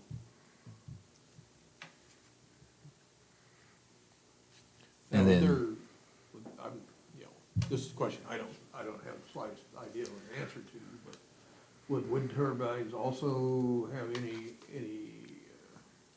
issues regarding like cell phone or internet reception? Depends on who you ask. Yeah, exactly. Yeah, I mean, potentially. you know, like right now, I live out in the middle of nowhere and I have very limited choices for internet. But the best thing I've been able to come up with is using AT&T cellular. Right. So that's But where I get my internet. again, though, we're not going to know that until it's up. So then your plan of action is the complaint resolution form. You know, what do you do? There's no options. Yeah. Well, that'd be part of it, yeah. They would have to resolve that. Yeah. Resolve that. Because if you have it now and you don't have it, and that's why, I mean, that's that process. Letter C, again, just puts them on notice if they need a floodplain development permit, if they're gonna like work in the floodplain. Okay? Number 6, Number rotor 6. blades. So Whoop, D, sorry. yeah, letter D under rotor blades, we say no more than 3 per tower. And the only question I have there is, so what if somebody develops a 4-blade system that is so much more efficient, they can put up 300-foot towers? I don't know, I'm not an engineer, but I just wonder if we ought to. Well, We'd be doing a the- text amendment then. Yep, anything in this is we as a board can make the changes. Am I speaking in church here, guys? Because if we have an applicant that comes to us and says, well, I've got a 4-blade rather than a 3-blade, can we as a board say, okay, based upon what we've heard? Or do we have to make a text We'd amendment? have to make an amendment. Be a text based on- amendment. If you adopt Okay. it like this, it'd be a text amendment. Because we said we can't. Because you said you can't modify it. That's right. Based on anything else Exactly. in the reg. So it'd be a, Gotcha. it'd be a This just text amendment. seems kind of absolute to me in a way that the rest of the regulations aren't. But I mean, I don't know if we have situations where there's more than 3, I have no idea. but we can take it out just as easy as we can leave it in. Somebody will come up with that. It's just, again, these are things that I have seen across the country in other sample ordinances, and I thought, well, maybe that is something. Do we want to have 5 blades up there spinning, or is 3 enough? Should we limit it to that? I mean, It seems to me like just striking out D completely doesn't hurt this at all. no? Why are we trying to say it has to be 3? That's what I would suggest. that- Yeah. Yeah. Like I said, these are things that, are up for discussion. Item D completely off. Yeah, we can certainly do that if that's, There are no others than 3 blades that I know of in the world. that doesn't mean that there can't be, Yeah, though. that's right. But And then you get therefore, other issues. why You are may we, have why more are we- noise with more blades. Well, but the Then no- they're but- covered on the noise thing. There you Yeah. go. Yeah. Yep. One thing on. So is that the blades, consensus of the board, you think, to strike that then? That's fine. Okay. One thing, question I have there on, some of the stuff I've read, they talk about blade throw, where if the blades have a problem, disintegrate, where are the pieces going? I know we have something similar, regarding ice throw here in a later section. But I didn't know if we had, want to address that issue of blade throw, if the blades come apart. I mean, I have seen the turbines that got hit by tornadoes. yeah, well, I think things like that, tornadoes, hurricanes, I think, that's something that we obviously don't regulate. I mean, if a tornado comes and, and it hits a gas station, I mean, we can't say that we shouldn't allow the gas station to be there because a tornado, could hit it. So- Is indemnification, is that included in the development agreement? Yeah, yeah, and so, Isn't that the purpose of the setbacks and the safety requirements that were? yes, I mean, that's part of it. You can't control like a catastrophic failure, if you will, of something like that. Because there's a lot of other types of land uses. I mean, just start thinking about that what happens if this happens? We've considered other cases where you're storing large fuel tanks on property, stuff like that. Well, what happens if a lightning strike hits that? Wow, that's not something that we can really control. Excuse me again, did we strike 6D? Yes. Yes. Yes.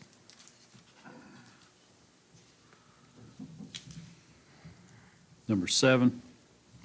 Lubricants and hazard materials, that's pretty standard that we've seen in a lot of other sample ordinances. Any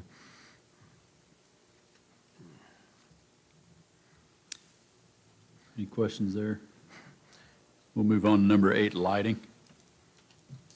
Lighting, again, another big discussion, big topic. I think we've heard a lot from the public on. Lighting a tower shall utilize aircraft detection lighting system, or ADLS.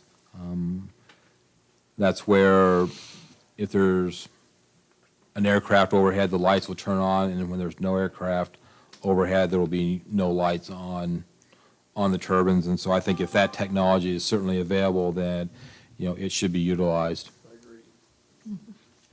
I was surprised we didn't hear more, concerns about that, Right. because to me, that would be, Several people that brought that up in those Yeah. emails and whatnot. yeah. I think it's an important one. But I would say, and that kind of goes along with letter B, here, that, of course, the FAA is going to have say-so over any type of lighting. And so if there's anything that the FAA is going to require, then that's going to be, something that the tower is going to have to put on. So we can certainly recommend that type of lighting system, but for whatever reason the FAA says no, then they're going to have to be led according to whatever standards that they have. FFA, you said? Yeah, FAA. Yeah, exactly. Private joke. Yeah, it's an inside joke. Other lighting, because there's other facilities associated with a wind farm, the operation and maintenance facility. We don't want to have lights shining on the road or shining on other people's buildings or property.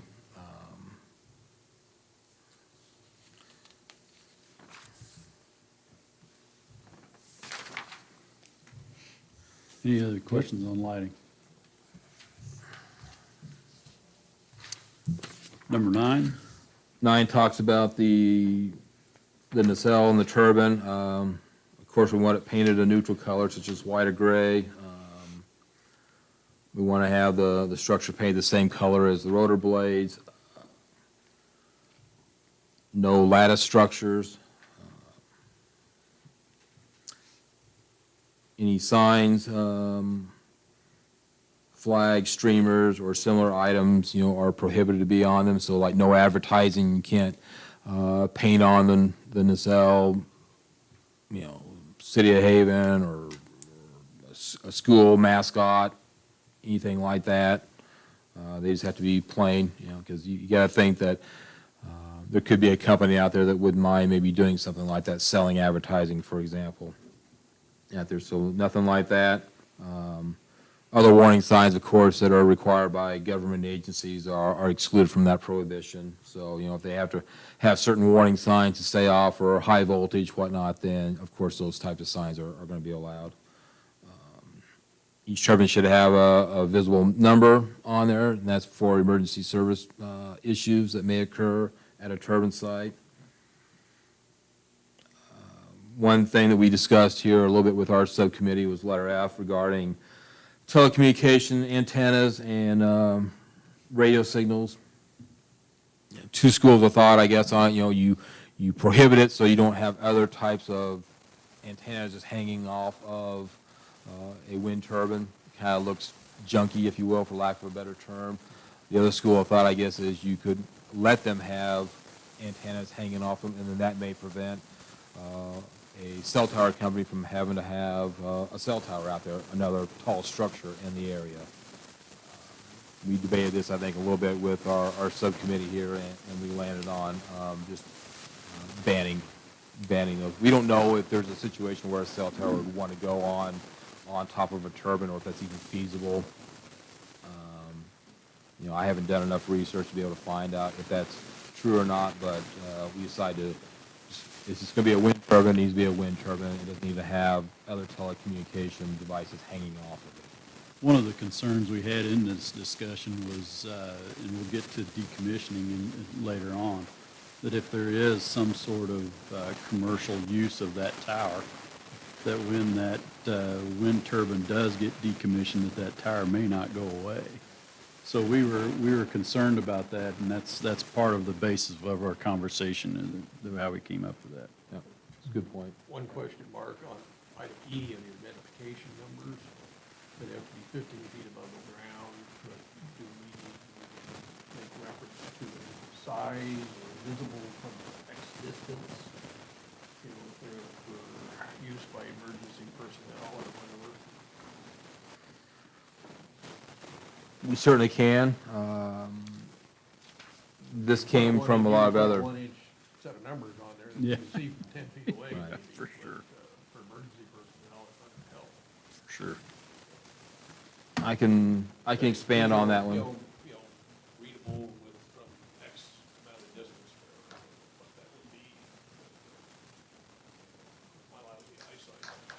We want that distance to be, Uh, we want that distance to be.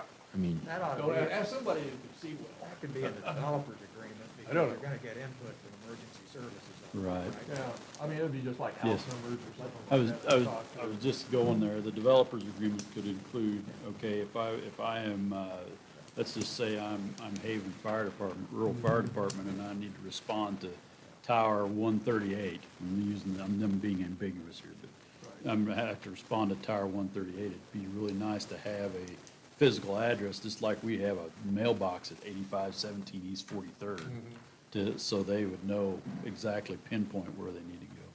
And that would come, to your point, in I that would think, developer's that, agreement. the emergency service, organization should have maps of the Yeah. turbine And, layouts. and there was conversation around what emergency services, what needed to be involved, and that all got determined to be in that developmental. Developer's plan, agreement, that right. Agreement. Yep, spot on. Yeah, it was in our discussion, and that's where it was determined to go.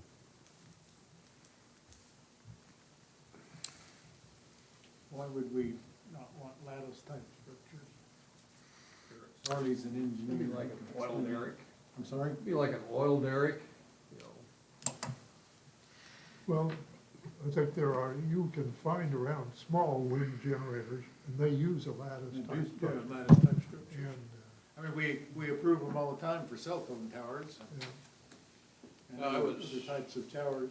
I was out in California early this year, and coming home, we drove through some of the big wind farms out there, and one of them had a mix of the lattice type towers, which were the older turbines. In fact, a lot of those looked like out of commission because they were laying on the ground or whatever.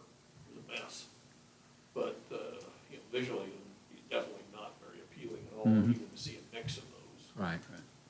I think just the tubular Yeah. tower, if you can have one, it's a lot more attractive, if you will. Yeah, yeah, like you said, I can, three things, I think, like Steve said, not very attractive when you're talking about a structure that big and that massive. I think the other thing is, people can climb them, it invites them to maybe try and climb them, which could be dangerous. But then third, maybe most important, it could attract birds to perch on them. And when you attract birds, then, yeah, when you attract the birds, now you're looking at potential additional bird strikes and bird kills. So that's why. Again, we do cell phone towers all the Yeah, time. we do sell, Which are lattice They type. don't have blades. they don't have spinning blade, but, they're a little bit smaller than, most turbines, yeah. Thank you. Okay. Number 10, do we have any more comments, I guess, before I move on? Number 10, operation requirements. Steve, this addresses a little bit of what your concern was when you talk about your cell signals and that sort of thing.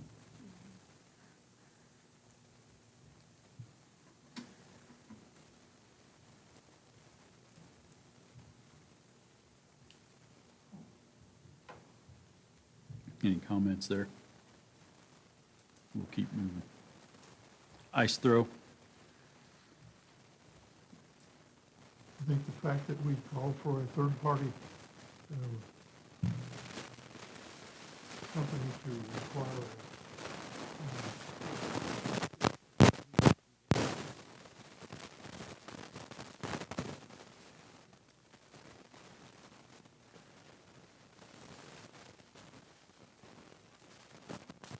I got one question, not specifically related to ice throw, but we have several places in here we call for independent studies.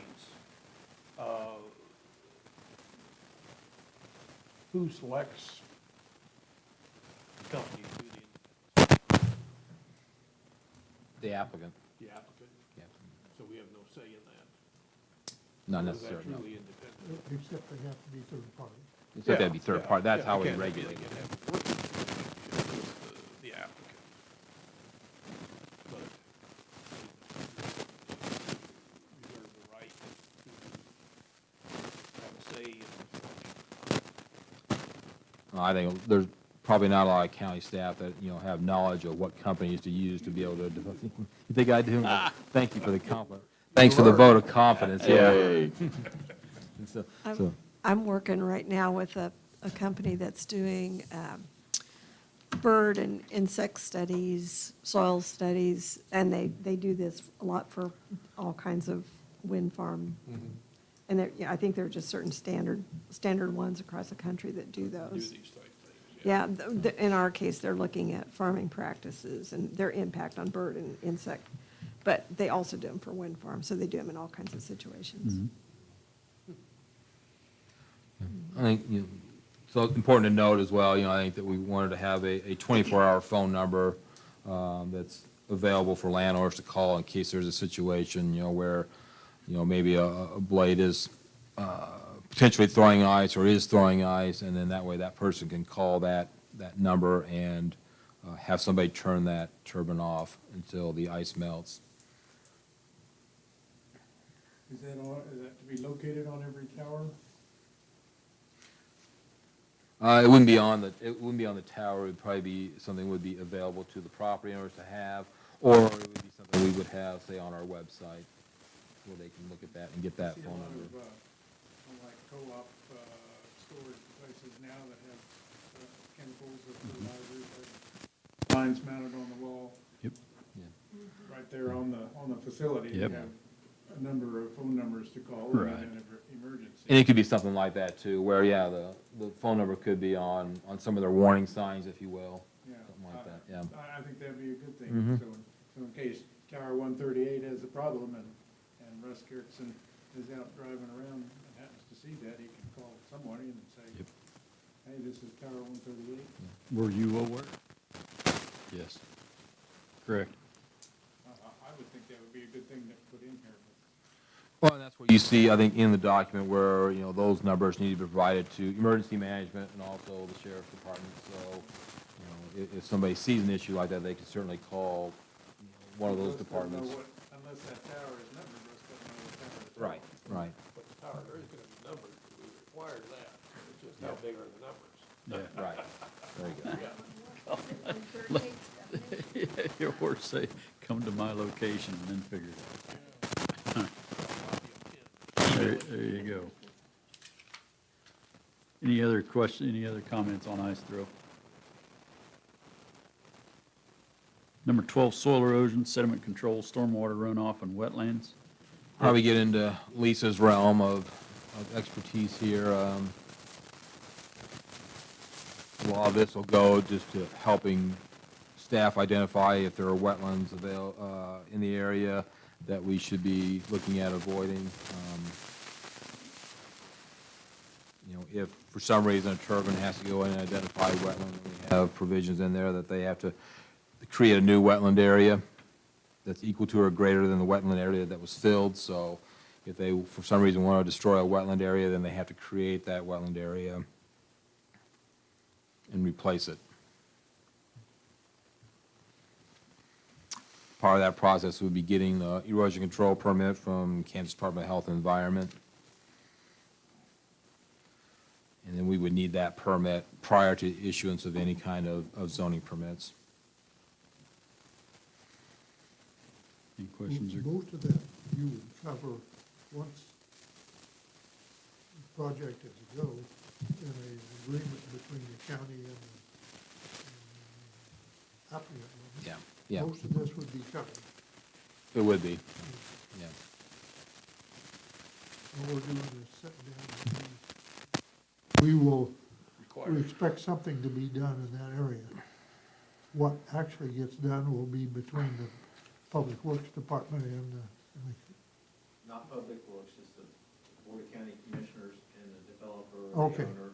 And then the Board of County Commissioners would bring on that development agreement, whoever they chose to bring in. Okay. Input. But it'd be between BOCC and the owner or developer, whatever you want to call it.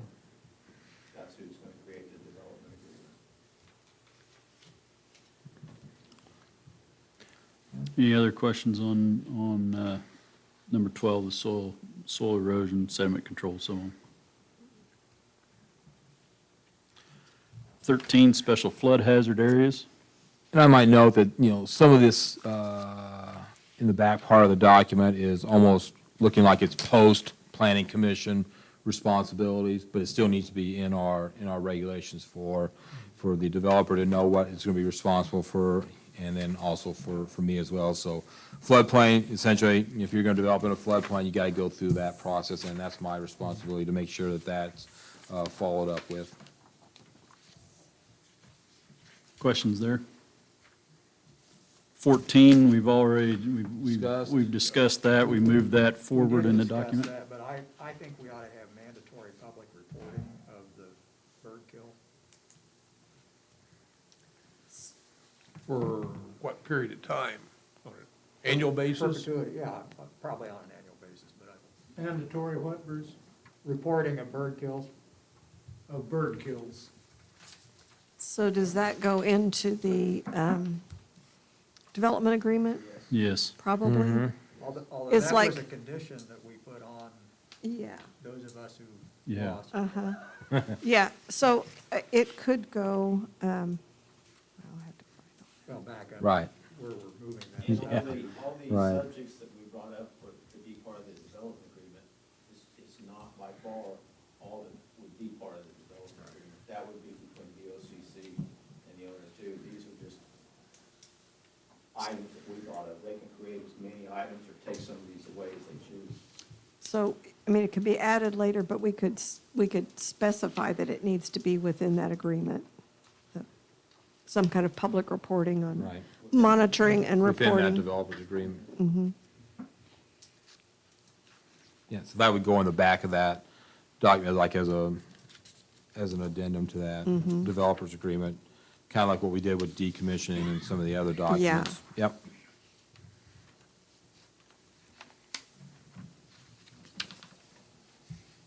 Okay, special regulations. So why do we need to have evidence of a market for that? Yeah, why do we care? They're taking the financial risk. Electricity's fungible. I mean, nobody cares where, well, some people do, but it flows through the lines and Russ, I can see the wheels turning. Yeah, the wheels are turning in here. I smell smoke. If you can smell it from over there, it's pretty bad, isn't it? No, I think this is, I- in a capitalistic system, they're not gonna install it unless they have a market for the power, or believe that they will have Right. at some point. Well, they may go through that process and then turn right around and try and sell it to somebody else. I mean, this goes to kind of along the lines of like speculative zoning, like somebody just wants to apply for a conditional use permit on the happenstance that they may want to do some type of commercial development on a property. Well, we don't want to entertain something like that unless you're actually serious about doing that, So in this case, we need to know that you're going to have a power purchase agreement in place, and you're actually going to be developing the project. We're not going to go through a lot of staff time to do a developer's agreement. I mean, there's going to be a lot of staff time involved with that, a lot of staff time with the road agreement and all the other types of agreements, and we're not going to want to go through all that staff time and then all of a sudden, oh, yeah, they don't have a project. They're just doing this, and then they may do it in 5 years. And so we want to know. 2 years under this, and I just don't think that's our business. If they, I mean, they're gonna spend a lot of money to get through that process, and what are we gonna do to verify it? I mean, I know there was a lot of concern with this last project, well, where are you gonna sell the power? You're not even gonna sell it in Kansas. I don't think that's our business. It's not our business of where they're going to sell the power or who is going to purchase that power, but I think it is our business if they are going to, in fact, do the project and sell that. We don't care who's going to buy it. We just want to know that they're going to do the project and actually sell it at that point. I don't agree on that. I just don't think. I can see it I'm both still ways. I mean, hoping. there's with the reporting and stuff we have for submitting the conditional use permit, you know, it's not a cheap process if somebody's going into this to, you know, try to get a conditional use permit. They're gonna spend a little bit of money to get everything put together to do it, just to submit the proposal. You know, so how many people are gonna do that unless they already have a market for the product? But on the flip side, you know, what Mark's saying, this guarantees that it is a valid, viable enterprise, and they have the, you know, they have the product sold, basically. So, Is that a standard requirement in most regulations? Yeah, I think from what I've seen, yes, I would say. I think from what I've looked at, that was standard, you know, in there. When Xterra applied for a conditional use permit, did they pay any more, larger fee to you than Mr. and Mrs. Smith would if they want to build a new house? No, it was a $300 It was application. $300, but you put in 30, 40 times the amount of time. Yeah, Multiples of the amount of time on that than you would on a Right. cell tower Right. application or Right. a new home. or anything else. But they pay a lot more than that with all the things we're going to require of them. Yeah, Yeah, for sure. Yeah, they're gonna be into it for hundreds of thousands Yeah, of dollars. yeah. And just having people go out and get the leases signed is I do have, you know, on that same section, I do have one question on items 1 and 2. In reading them, they seem very similar. And I guess I'm wondering, you know, what differentiates them? Maybe I'm missing something. So number 1 defines what we mean by the effective date. You know, the effective date could be a lot of things. The effective date could be the day the county commissioners pass the conditional use permit. It could be the day they sign the resolution, which is like another week, or it could be the day that I publish it in the newspaper. So the first part of that spells out what we mean by effective date, and the effective date is when we publish it in the newspaper. So But then, then you get after that, it gets, I think it gets, to me, it gets repetitious between those two. Well, one identifies the zoning permit, as I read this. Yes. And 2 says construction has to start within 2 years, right? They're Right. different steps. yes, Well, You the first, understand? item 1 says the construction of the project cannot be commenced within a 2-year period, then they have a single 1-year extension upon submission of a report to the BOCC. You know, in item 2, you know, sort of such permit continue to along with conditions, but however, if the project construction is not commenced within 2 years following approval of the CUP development, and then it goes on, in such extent, the applicant will not be permitted to continue the plan unless he gets, of course, he can get a 1-year extension. So you're kind of saying the same thing. I'm wondering Right. if those two Could could be be merged. combined to eliminate some of that duplicity on it. And I guess Well, I'm going to have to reread this and thinking about what Bruce has said. In that first paragraph there, I'm going to say I kind of agree with Bruce on that. It's not our business to try to tell them how to do their business. Evidence of a market for the electric generating capacity shall be submitted to the zoning administrator prior to adoption of a development agreement of the board. Evidence can be in the form of a signed power purchase agreement. I'm not sure we want to get into that business. The applicant a year ago came forward with that PPA. yeah, they had it. They had it. I mean, it was, boy, I'm going both ways on this one. I had it written in there because we want to make sure that we don't have a speculator come into the county and spin our wheels for a project that won't happen. I mean, the chances of that are probably, I mean, we're probably micromanaging a small percentage of what probably could happen. But I want to protect us as a county and not wasting time. It would probably never happen, but you could have a company come in just to test the waters to see if they could get this approved prior to getting leases, prior to anything, because they have 2 years to get started and a year extension. So that, it is a possibility. It's probably not probability, but it is possible, so that all this time would be spent on our behalf and a development agreement, just to see if it would pass or not before they would have a project in place. It's possible. They have 3 years to start on it. Well, wouldn't they have to lease the land before they could do this, Maybe they next say use permit? maybe they see that, I don't know how long it would take them to lease the land, but they have 3 years. Yeah. Just to see if this passes or not. Yeah, but If the- it doesn't, they're No. not out anything. But the No. definition of the footprint of the plan is leased land. Is at least land. Yeah, we're gonna They have don't to, have any land we're gonna have lease, to they have don't a, have a we're gonna have to footprint. have a footprint, aren't Yeah. we? We have, and we have to have signed lease agreements. Yep. So, yeah, In order to go forward. okay. I could go either way. But just because you have the signed lease agreements doesn't mean you have a buyer of the power. And I think this is trying, my understanding, my intent was to try and avoid county staff from spending a lot of hours looking at all these agreements for something that may never happen. You see this evidence of a PPA in a lot of other ordinances. It's right or wrong. Yeah, I just, philosophically, I Yeah. disagree with it, Yeah. and I would not support it being in here.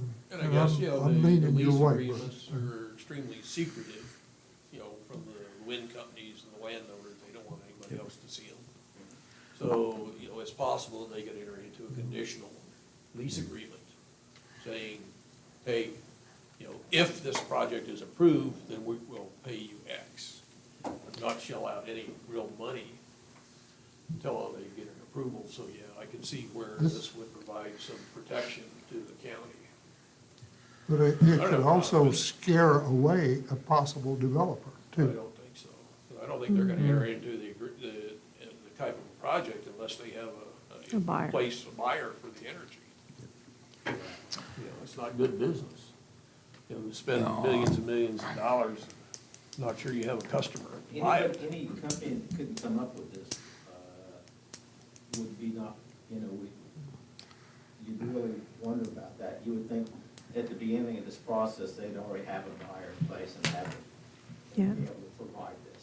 Yeah, I don't know whether it's our business or not, but it doesn't seem like it's a problem for the developer. I mean, when, It our shouldn't. NextEra was not concerned about No. providing that information. They were very forward with that information. And I understand all of that. I get accused of being a flaming liberal all the time. So I'm clinging to the last bit of capitalism I support. So I guess I'd like to suggest that you consider, through legal counsel, rewriting those words in a different form and see if it would satisfy Bruce's concern and mine, and still do what you're trying to do here. Yeah. And I think you took the words out of my mouth, Harley, I think what my suggestion be is we will get with Joe and administration on this and see what their take is, and then bring that answer back to the board in some point in the future, and then you can decide from that point whether we strike it or There may leave it be a in. majority of the board that would support it, so Yeah. would it be appropriate to vote on that particular provision to see if we I mean, need to do I think we anything? should I think- first just find out more about it. Yep. If it's a pretty standard in other regulations, maybe there's a really good reason that it needs to be in there that we don't Yeah. quite know. And maybe it's not necessary anymore and we could Right. just strike it. That'd be fine. Bruce, I think you're right, yeah. Eventually, it could come to something like that where if there are various opinions, then yeah, I would want to take a vote of the board, whether we leave it in or strike it. But I think like in this case, let's get with Joe and let's see what his take is on it, and then you guys can have another discussion, see what he says from that point. I think Can we look at the 1 and 2 and as far as kind of restructuring those, maybe combining them to, I still feel there's some duplication in between those two paragraphs. After rereading them, I agree with you. Yeah. This is something that was actually written by Joe as well, so. Well, that makes sense. Tell him we were criticizing. Not, not throw him under the bus, but yeah. You gotta dot every I twice. But, no, his role in that was, to define, the effective date and get that in there. But what we wanted to do is, make sure that the applicant knows that, you have 2 years to start pulling permits unless you apply for a 1-year extension, and that's subject to the county commissioner's discretion, at that point. But Maybe it'd be worth asking Joe if he meant to duplicate as much as that was, and then maybe the reasoning. because he looked behind at it. this about as much as what we did as a subcommittee, and so I think, yeah. Just a question of clarification, and then that'd probably that'd calm our Just tell Steve inquiry. about it. There you go. I'll do that. I'll get Yep. him. Okay, any other comments, questions on 23-108?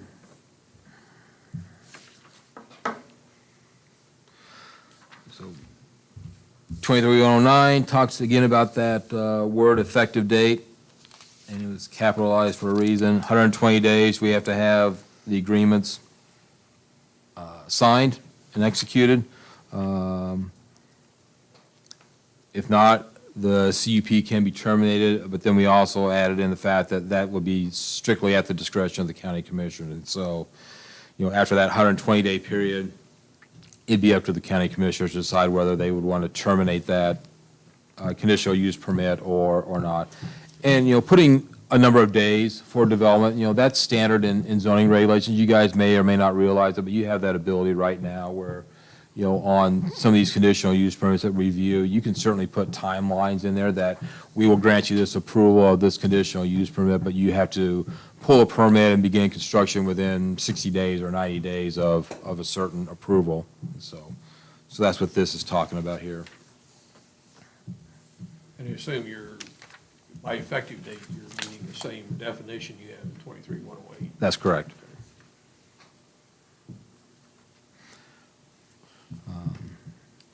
And, as we said before, this is a section really that's not really part of your role.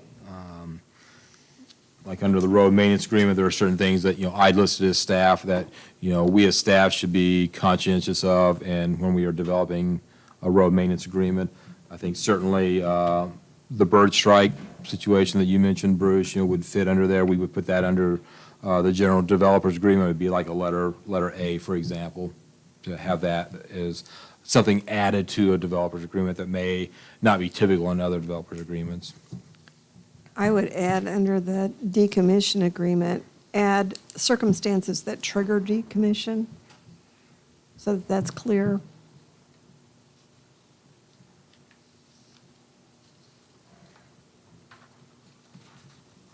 You mean like if it's not been operated for 60 days Or or however something? long, yeah. You would now say that again? Circumstances that trigger decommission. So you want staff to come up with those circumstances? No, that or- would just, or that would that's- just be it within the agreement. Oh, I see, It's okay. like, what are you, So you just want, yeah. specifics would be developed during that developer, gotcha, okay. Yep. Yeah, so you don't have Yep. a Say, obsolete well- wind farm sitting there for 10 years. Waiting falling for apart. somebody else to come operate it, yeah. I'm sure that would be included, but it's always good just to Yeah. emphasize that. Good. Item B2 on the decommissioning, they're going to remove a portion of the concrete base down to a minimum of 5 feet. I don't know what that means. That should be 5 feet below the original ground. 5 feet below ground level? And where did the 5 feet come from? The numbers I've always seen have been 4 feet.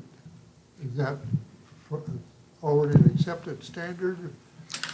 That's an increase, you're right, Harley, typically a lot of ordinances, you see 4. I added 5, I thought we had never, and maybe we The power could, plant here in Hutchison has been, the foundation, the turbine generator, the boiler's all been gone, and it's 4 feet, and over near Wichita, it's Colwich, Kansas, is Gordon Evans plant, and it's 4 feet there, and down south. So all I'm saying is, I don't see any need for 5 feet. To my knowledge, the standard is 4 feet. Yeah. Standard is 4, I would agree with that. 4 feet I didn't below think grade. 4 was enough really for that, I don't know. How deep would it be? Farmers in the crowd? How Yeah. far would that, how deep would that base extend? Oh, that I couldn't tell you, I have no They idea. go down quite a way. Yeah, they're. What is quite a ways though, yeah, I mean, is it Yeah, 10, 20 feet? 20. Oh, the 20 feet, bases, the bases to those? Yeah, Oh, or they're deep- more. They're deeper than that, because just the high voltage transmission lines are pushing 60 and 70 feet. There you Really? Yeah. go. So you, in the agricultural business, is 4 feet enough for you? 4 feet's more than anything I ever poured. Well, I mean, I didn't think so, I wasn't Weed sure. On 4 feet of soil? Yeah. Oh, is 4 feet of topsoil deep enough to cover? Yes. That's what we're talking about. That's, yeah, If you ever have to put Hammer that out. if you ever have to put terraces on that land, is 4 feet enough is that enough clearances to put a terrace across that piece of ground? I don't know. I don't know that either. I mean, it varies. I mean, the slope But if- determines the I depth, would right? think you could easily move 2 or 3 feet of soil, and then you're not gonna have much left for a root growth Right. moisture zone. Well, my recommendation is to change it to 4 feet, which is, to my knowledge, is standard everywhere. That makes sense. Demolition of all sorts. I would agree with that.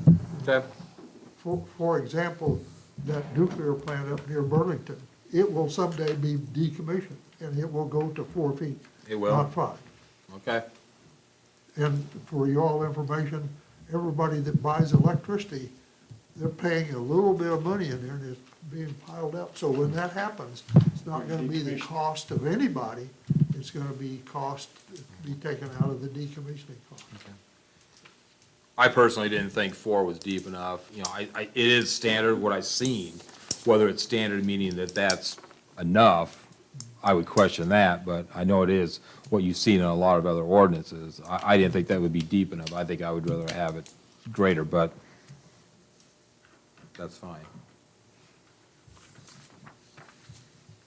I think the question was, was that deep enough, that maybe going back into the farm ground? And that's just like what you indicated, so. Yeah, Now, let me ask you, on 3B3, say, you're gonna take the concrete down to 4 feet below the original ground level, right? But in 3, you say you're adding only 22 inches of topsoil, so the rest of it can be fill dirt So you got a or hole. gravel or, Yep. ground up concrete or whatever? Is that right?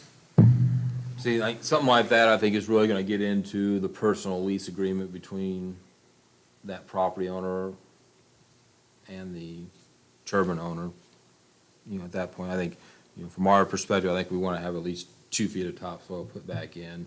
So you're gonna build, are you gonna build up the entire 4 feet they're taking out? Or are you just saying that they gotta dump at least 2 feet of topsoil in that hole, and then they got a 2-foot depression? No, it'd be digging it down 4 foot, and it should have been like, in this case, it'd be 2 foot of soil, and then the last top 24 inches would be. Yeah. I think Topsoil. that's what I'm saying, Top 24 would the be top topsoil. 24 should be And topsoil. then the other 2 Right. feet could be some Filled, other. just filled. Filtered. Not concrete stuff. Not riprap or anything like that. Okay, so we need to clarify that. Yeah. Well, if they dug a hole that deep to pour concrete in, there ought to be plenty of dirt stockpiled around there somewhere, unless they haul it off. Well, they shouldn't be leaving a pile around there someplace. I wouldn't think the farmers would allow that or whatever. So it just Spread it around. should be Within their rewritten. territory, it would- Make access roads with it and that sort of thing. The top 24 inches is topsoil, Yeah. which makes it tillable and farmable and growable. And Don, you were saying you're gonna write in other fill will be soil of some shape or form. I've got some definitions that we use. Yeah. Yep. We'll fix that. Okay, all right. Cool. Moving on to page 2312.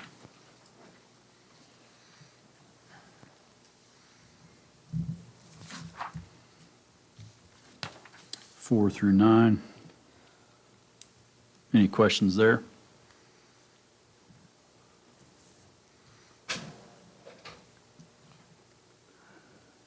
What is 9?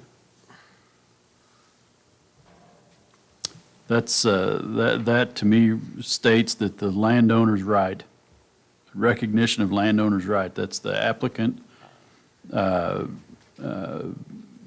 adheres to the wishes of the landowner.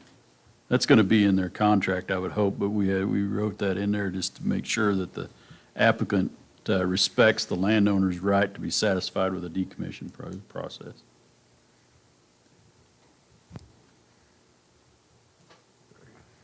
How the tower comes down, how, do you know, the way they leave it with that 24 inches of topsoil is that, you know, it could be, there could be a lot of details, but that's in the, that should be in the lease In the agreement. development agreement. Right.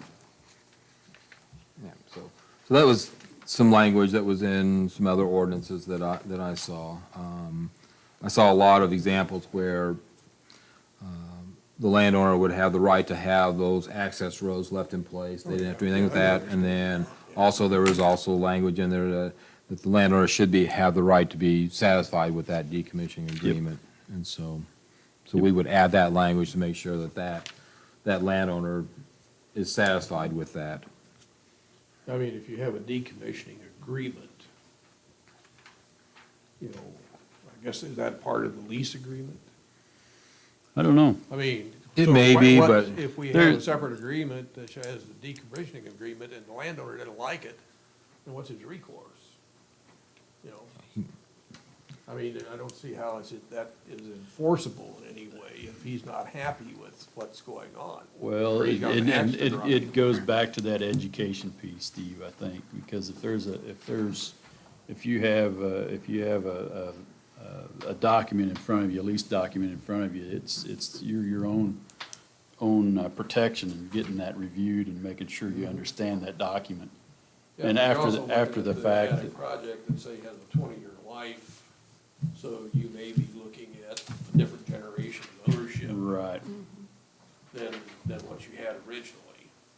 So son comes in, takes over the farm, and he wasn't there up front when the land was leased, and he's not happy with the way they're taking things down when they decommission the towers. And, you know, what rights does he have? I think that's in between them and the lessee.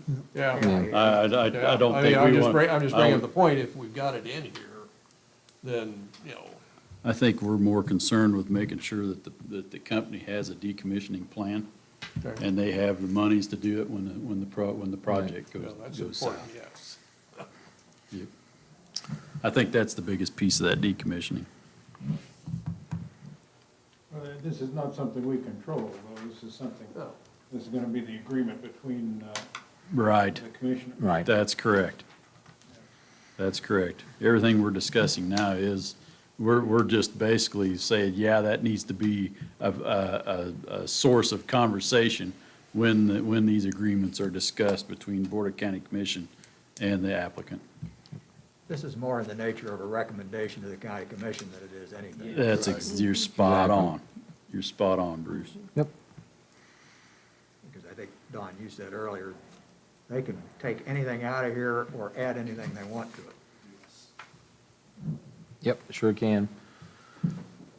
C is the liability insurance. I think our existing regulations have $1 million. That may or may not be, adequate, so we did not put a dollar amount in there. Again, that's a negotiation between the two parties. D is the complaint resolution form that we talked about before. Lisa, you said it should be called what again? I think it should be called dispute resolution form to address disputes. And maybe add at the very end, besides the developer's compliance with regulations, also potential mitigation. And potential mitigation. Including compliance and mitigation. Mm-hmm.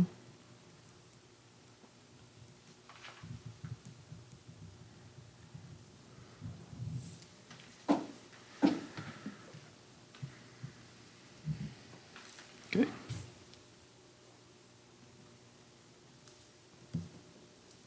Okay, that's good. I Any like other, that. any other comments with the remaining E through H? E is the bird strike, and then we'll add something in there. Bruce suggested making reporting mandatory. What, Public. yearly, Bruce? What's your, annually? And- Maybe it ought to say who it reported to. I don't think, Mark, you want to get that information. Who does that go to? It should be a public report, so that, Just a public Should go to the report? Board of County Commissioners. yeah. Why is that item a part of the decommissioning agreement? Not. It's not. It's not? So this is part of the development agreement. I'm sorry? Suggestions for the development agreement. See, that's item, The decommissioning agreement would take place well before any development actually occurs. Is that right? The agreement's signed before the development, Yeah. signed before the development occurs, yes. Do we need to establish any more verbiage on item E about, you mentioned annually, or you just counting gross birds, or you counting species by species, or? Well, since this is only a recommendation Yeah. to the Board of County Commissioners, let Let them them, fill it in? Yep, Yeah. don't exactly. worry about how to count birds. Yep. They can Okay. Stand Yeah. under each turbine with a net, there's one.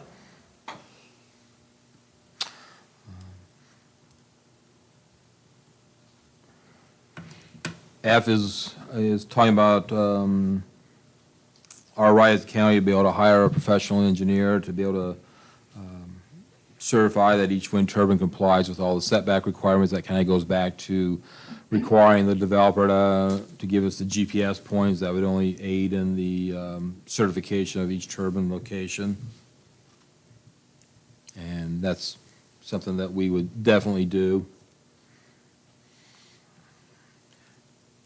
G talks about the pilot, if there would be such that type of agreement. They don't have to do something like that, but then again, if they do, then that's in there.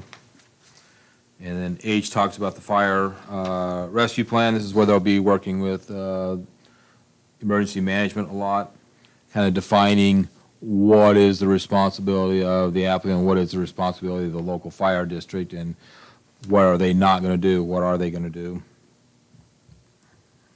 That would include like trainings, if need be. All that would be under emergency management and meetings that the developer would have with them. And that agreement would be put in place. Also include high angle rescue, what takes All place that, when, and yeah. all that stuff. Yeah, Yep. exactly. Just to spell that out, that Yep. the local fire district is not going to be doing high angle rescues. That Right. was a topic that was discussed last year. Yep. Okay? I just read those, but yeah, certainly if you have questions. Any other questions? 23-109. We'll move on to 23-110. Again, this is post-planning commission, but definitely part of the regulations. So requirements to get a zoning permit. so 5 requires a oversized, overweight permit, and then 9G also basically says the same thing.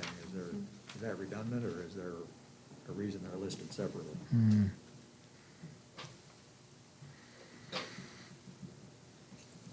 I think that lists out the application, what they're looking for in the Um, application. Right? Nine says the it requires zoning application for the That's what zoning the whole permit. section is. Yeah. Requirements for Yeah. zoning. I'm thinking.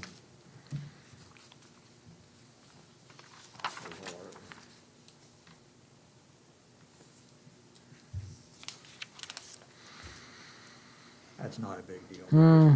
Something- Well, but we don't need it in there if it doesn't need to be in there, You so. might Yeah. want to look at that. Yeah. You don't have to decide that tonight. Yeah, I'll have to think about that. It's good catch, Bruce.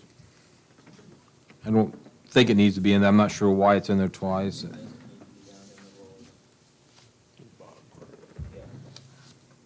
Yeah, I don't think it does. It's a good catch.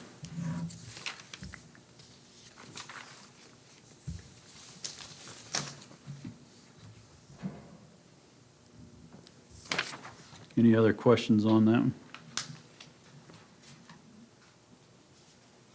We'll move on to 23-111, construction requirements.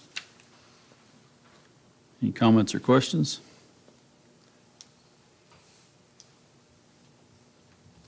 Just under two, this is what I was talking about on the, like with the additional studies, where it says cost of the engineer will be negotiated. That's what I want to see in that, with the original, with the additional studies that we talked about earlier. Basically, you'll negotiate the cost. Okay, I see. I like the language here, and I think that ought to be included. Be included. That way it's consistent front and back. I got you. Yep. Payment is negotiated through the development agreement. Yep.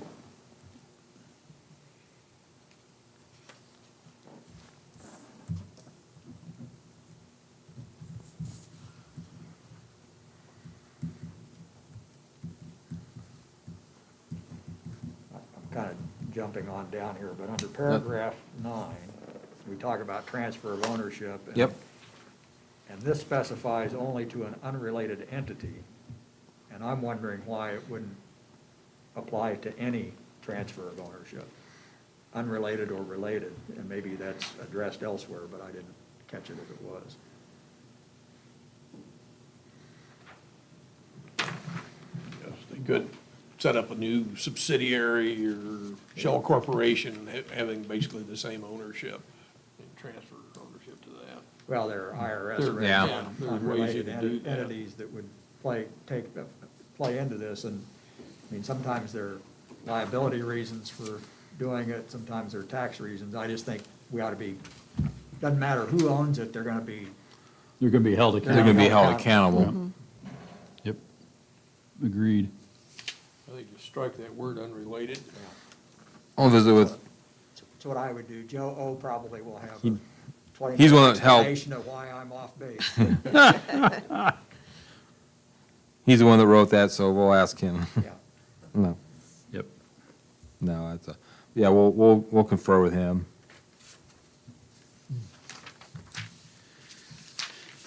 Any other questions or comments in 23-111?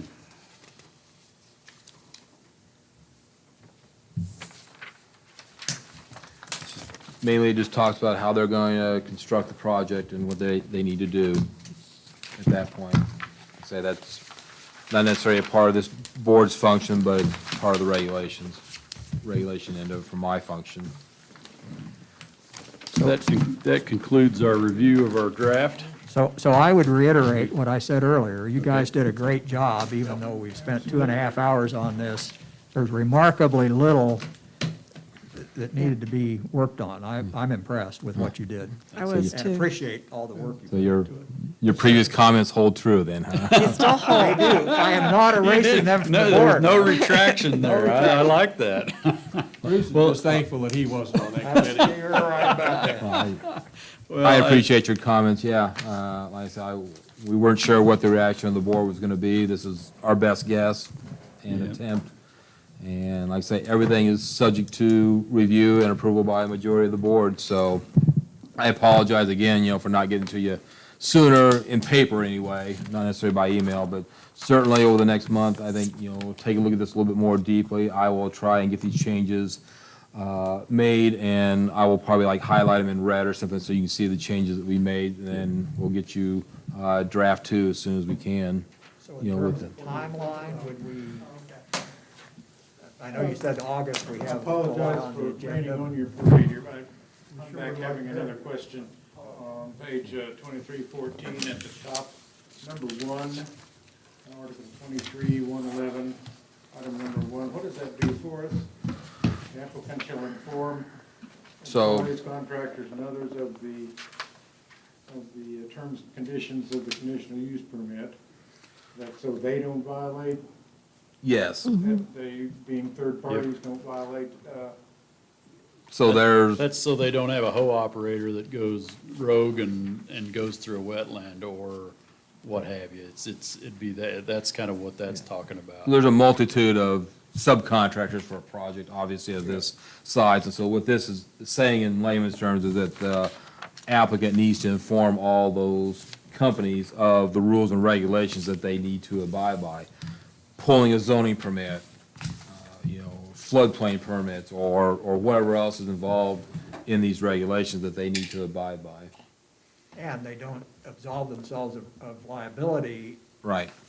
If they don't. by trying to sign it over to a third party. It's Right. still theirs. Not knowing the regulations is not an excuse. You break it, you buy it. well, I would think that somebody from the applicant, from the CWECS, is gonna tell the backhoe operator, we need this spot dug here to a depth of 2 or 3 feet, and somebody's gonna be sitting there watching him. right there. Not necessarily. They could hire a sub to come in and do major dirt work or something and haul their equipment down, and those subcontractors need to get the proper permits, like oversized, overweight permits, whatever, to haul their equipment to the job site. Yeah, that's what that's covering. And after that, subcontractor has gone rogue and made a horrendous mistake, what's gonna change? The liability for fixing, or? When he falls through the bridge, then he's gonna have to pay for some damage. If he falls through the bridge, Well, if you want to, keep violating the regulations, whether it's a subcontractor or the applicant, they're subject to having that conditional use permit revoked. And so Okay. that's our, and I agree with that, but does it say that? Yes. it says that in other parts of the zoning regulations, not in this section, but it's in the, you gotta remember, this is gonna be added to the back of our existing zoning regulations. So in other parts of the zoning regulations, it talks about revocation of a conditional use permit. And so we would have those means available to us should it come to something like that. And so, Bruce, were you gonna say something, you remember?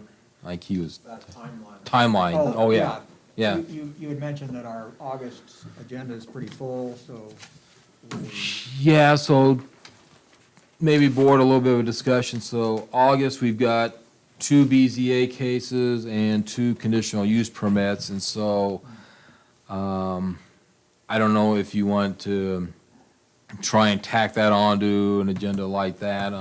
It could be a few hours with those, stuff that we got to work through with that. So I guess, the option is available to you guys if you want to tack it on to the end and see if we have time, look at the changes right quick, or if you want to do a different date in August sometime. What do you know about September? September, I don't have anything yet. I would suggest we maybe schedule it for September, because I suspect we'll have public here. And rather than tacking it on, no? Not for the public hearing. Right, there won't be any public comment on this until the public hearing. Understood, Yeah. Yeah. but with the high-intensity Gotcha. interest, I suspect there'll be some Yeah, people yeah, yeah, who yeah. will want to observe our deliberations, let me put it that way. Assuming we're no longer Yeah. Distance. masking and, well, we will be, but So, anyway, I think rather than tack it on to the end of August, I'd rather What see- about? Or do a about special having- date. what- Or yeah, do a special date. that's my question, I guess I'm gonna ask, is the board open to a special date in August? I mean, we'd like to, if it sounds like there's some urgency in our voices, there is a little bit. We'd like to get this pushed through as quickly as we could. That doesn't mean that we're trying to hide anything, it just means we wanna keep this thing moving. Taking a month off would delay it just that much more, and if we could do something in August, a special meeting, that would keep the ball rolling. Well, then What are your Let's thoughts? just tack it on to August then. You wanna tack it on to our August meeting, or do you wanna have Are us? the cases we have scheduled in August fairly cut and dried, or does it take up some time? No, they'll take time. I wouldn't say they're necessarily cut and dry. It's gonna take some time to kind of go through them. I mean, I could see Board of Zoning Appeals being an hour, and a planning commission being another hour, hour and 15, somewhere in there potentially. We've been here 2.5 hours. So I guess that to put that into perspective, if we want to spend another, and we've gone through the document with our initial review. I would expect that our review next time would be just to ensure that the changes were made that we'd anticipated. So the review could be a lot quicker. I'm anticipating that. Notice I said anticipating. But you know, if we're staring down the barrel of 2 hours, 2 hours plus for the cases in August, does another hour do it justice, or is it gonna take 2 hours like it did this evening? We have to keep that in perspective. And if it's, I'm just speaking for myself, if it's tacking on another 2 hours, that means we're getting out of here at 9 o'clock. We've had some long meetings when we were doing the comprehensive plan, Lisa, you remember that, Ken? Those are What's that? They're not fun. No, they're not fun. If it's required, that's one of those, I mean, I'm not going to discount it, but I'm just kind of putting that in perspective for the decision that could be made. I would think we could review the revisions a whole lot faster than 2 hours. That would be my anticipation. So I'm thinking 30 minutes or 45, plus 2 hours of zoning cases. I So can go either way. what's the, Personally, I would say let's schedule a special date, a separate meeting.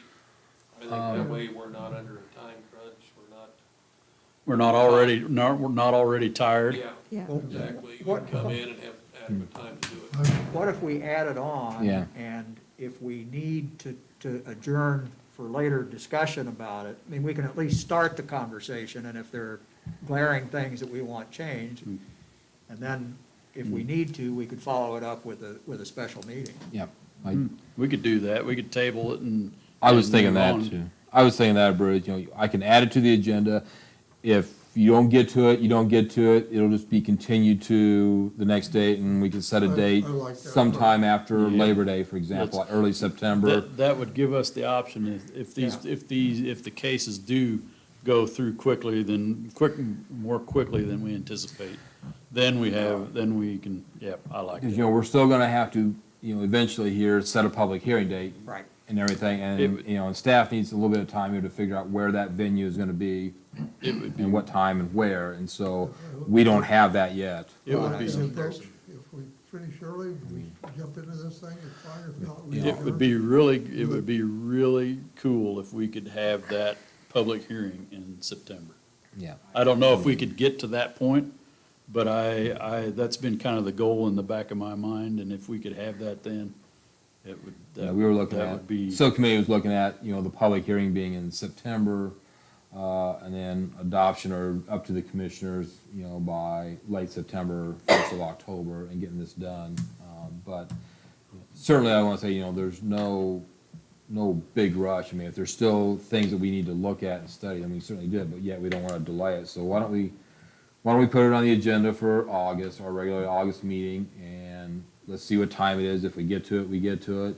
If not, then that item would just be continued to another date that you, as a board, would establish. So in terms of process, our next step will be to adopt and and set a public hearing, or will we just set a public hearing with the proposed regs that we then later have to adopt? No, the next step would be, you would look at this and you'd say, okay, I think by consensus, we are ready for a public hearing. So you'll say that this document is ready for a public hearing, and then you will make a motion to set that public hearing date, time, and place. And then we still have to notify 20 days in advance in the paper. We still have to notify townships, and we still have to notify cities, because these regulations affect city boundaries outside. So there's that element that I have to do, okay? So then, after that, then you're gonna have your public hearing, and that public hearing could, be, several hours, and then you're gonna listen to more testimony again, and you're gonna listen to that, and then you're gonna decide, do we need to make changes? Do we, maybe we make changes, maybe we don't. If you want to make changes, then you just continue that public hearing. We'll go back and make those changes, and we'll come back at another date and continue that public hearing until you have a document that is satisfactory to you to send to the commissioners. And then at that point, you'll make a motion to recommend approval of this. So the final document, we won't have the final document until after the public hearing. That's Or- correct. Right, yeah, Any you're not changes gonna, we make, we have to have additional public hearing. you're not gonna make a motion to approve the draft document. You're gonna make a motion to essentially say that this document is in satisfactory condition or form to set it for a public hearing date. And then once you do that, now you go to a public hearing, listen to the public comment, and then if you still think the document is satisfactory, then you make a motion to approve. Okay? Helpful? Clear? Clear as mud, or? Clear as mud. And so, but keeping in mind, though, that I still need to have that 20-day notification. We're not sending notices to the public, obviously. There'll be a notice in the Hutchinson News, but we got to still send notices to the Township Board and also to the cities about this document. Makes sense. Is there any other business staff has for this board? I have no business. I'll entertain a motion to adjourn. Second. Been moved and seconded. All in favor, say aye. All opposed, same sign. Did we set a date for the next meeting? Regular scheduled meeting. Regularly scheduled meeting. August meeting. Yep. Meeting adjourned. Thank you again, gentlemen, Don and Mark.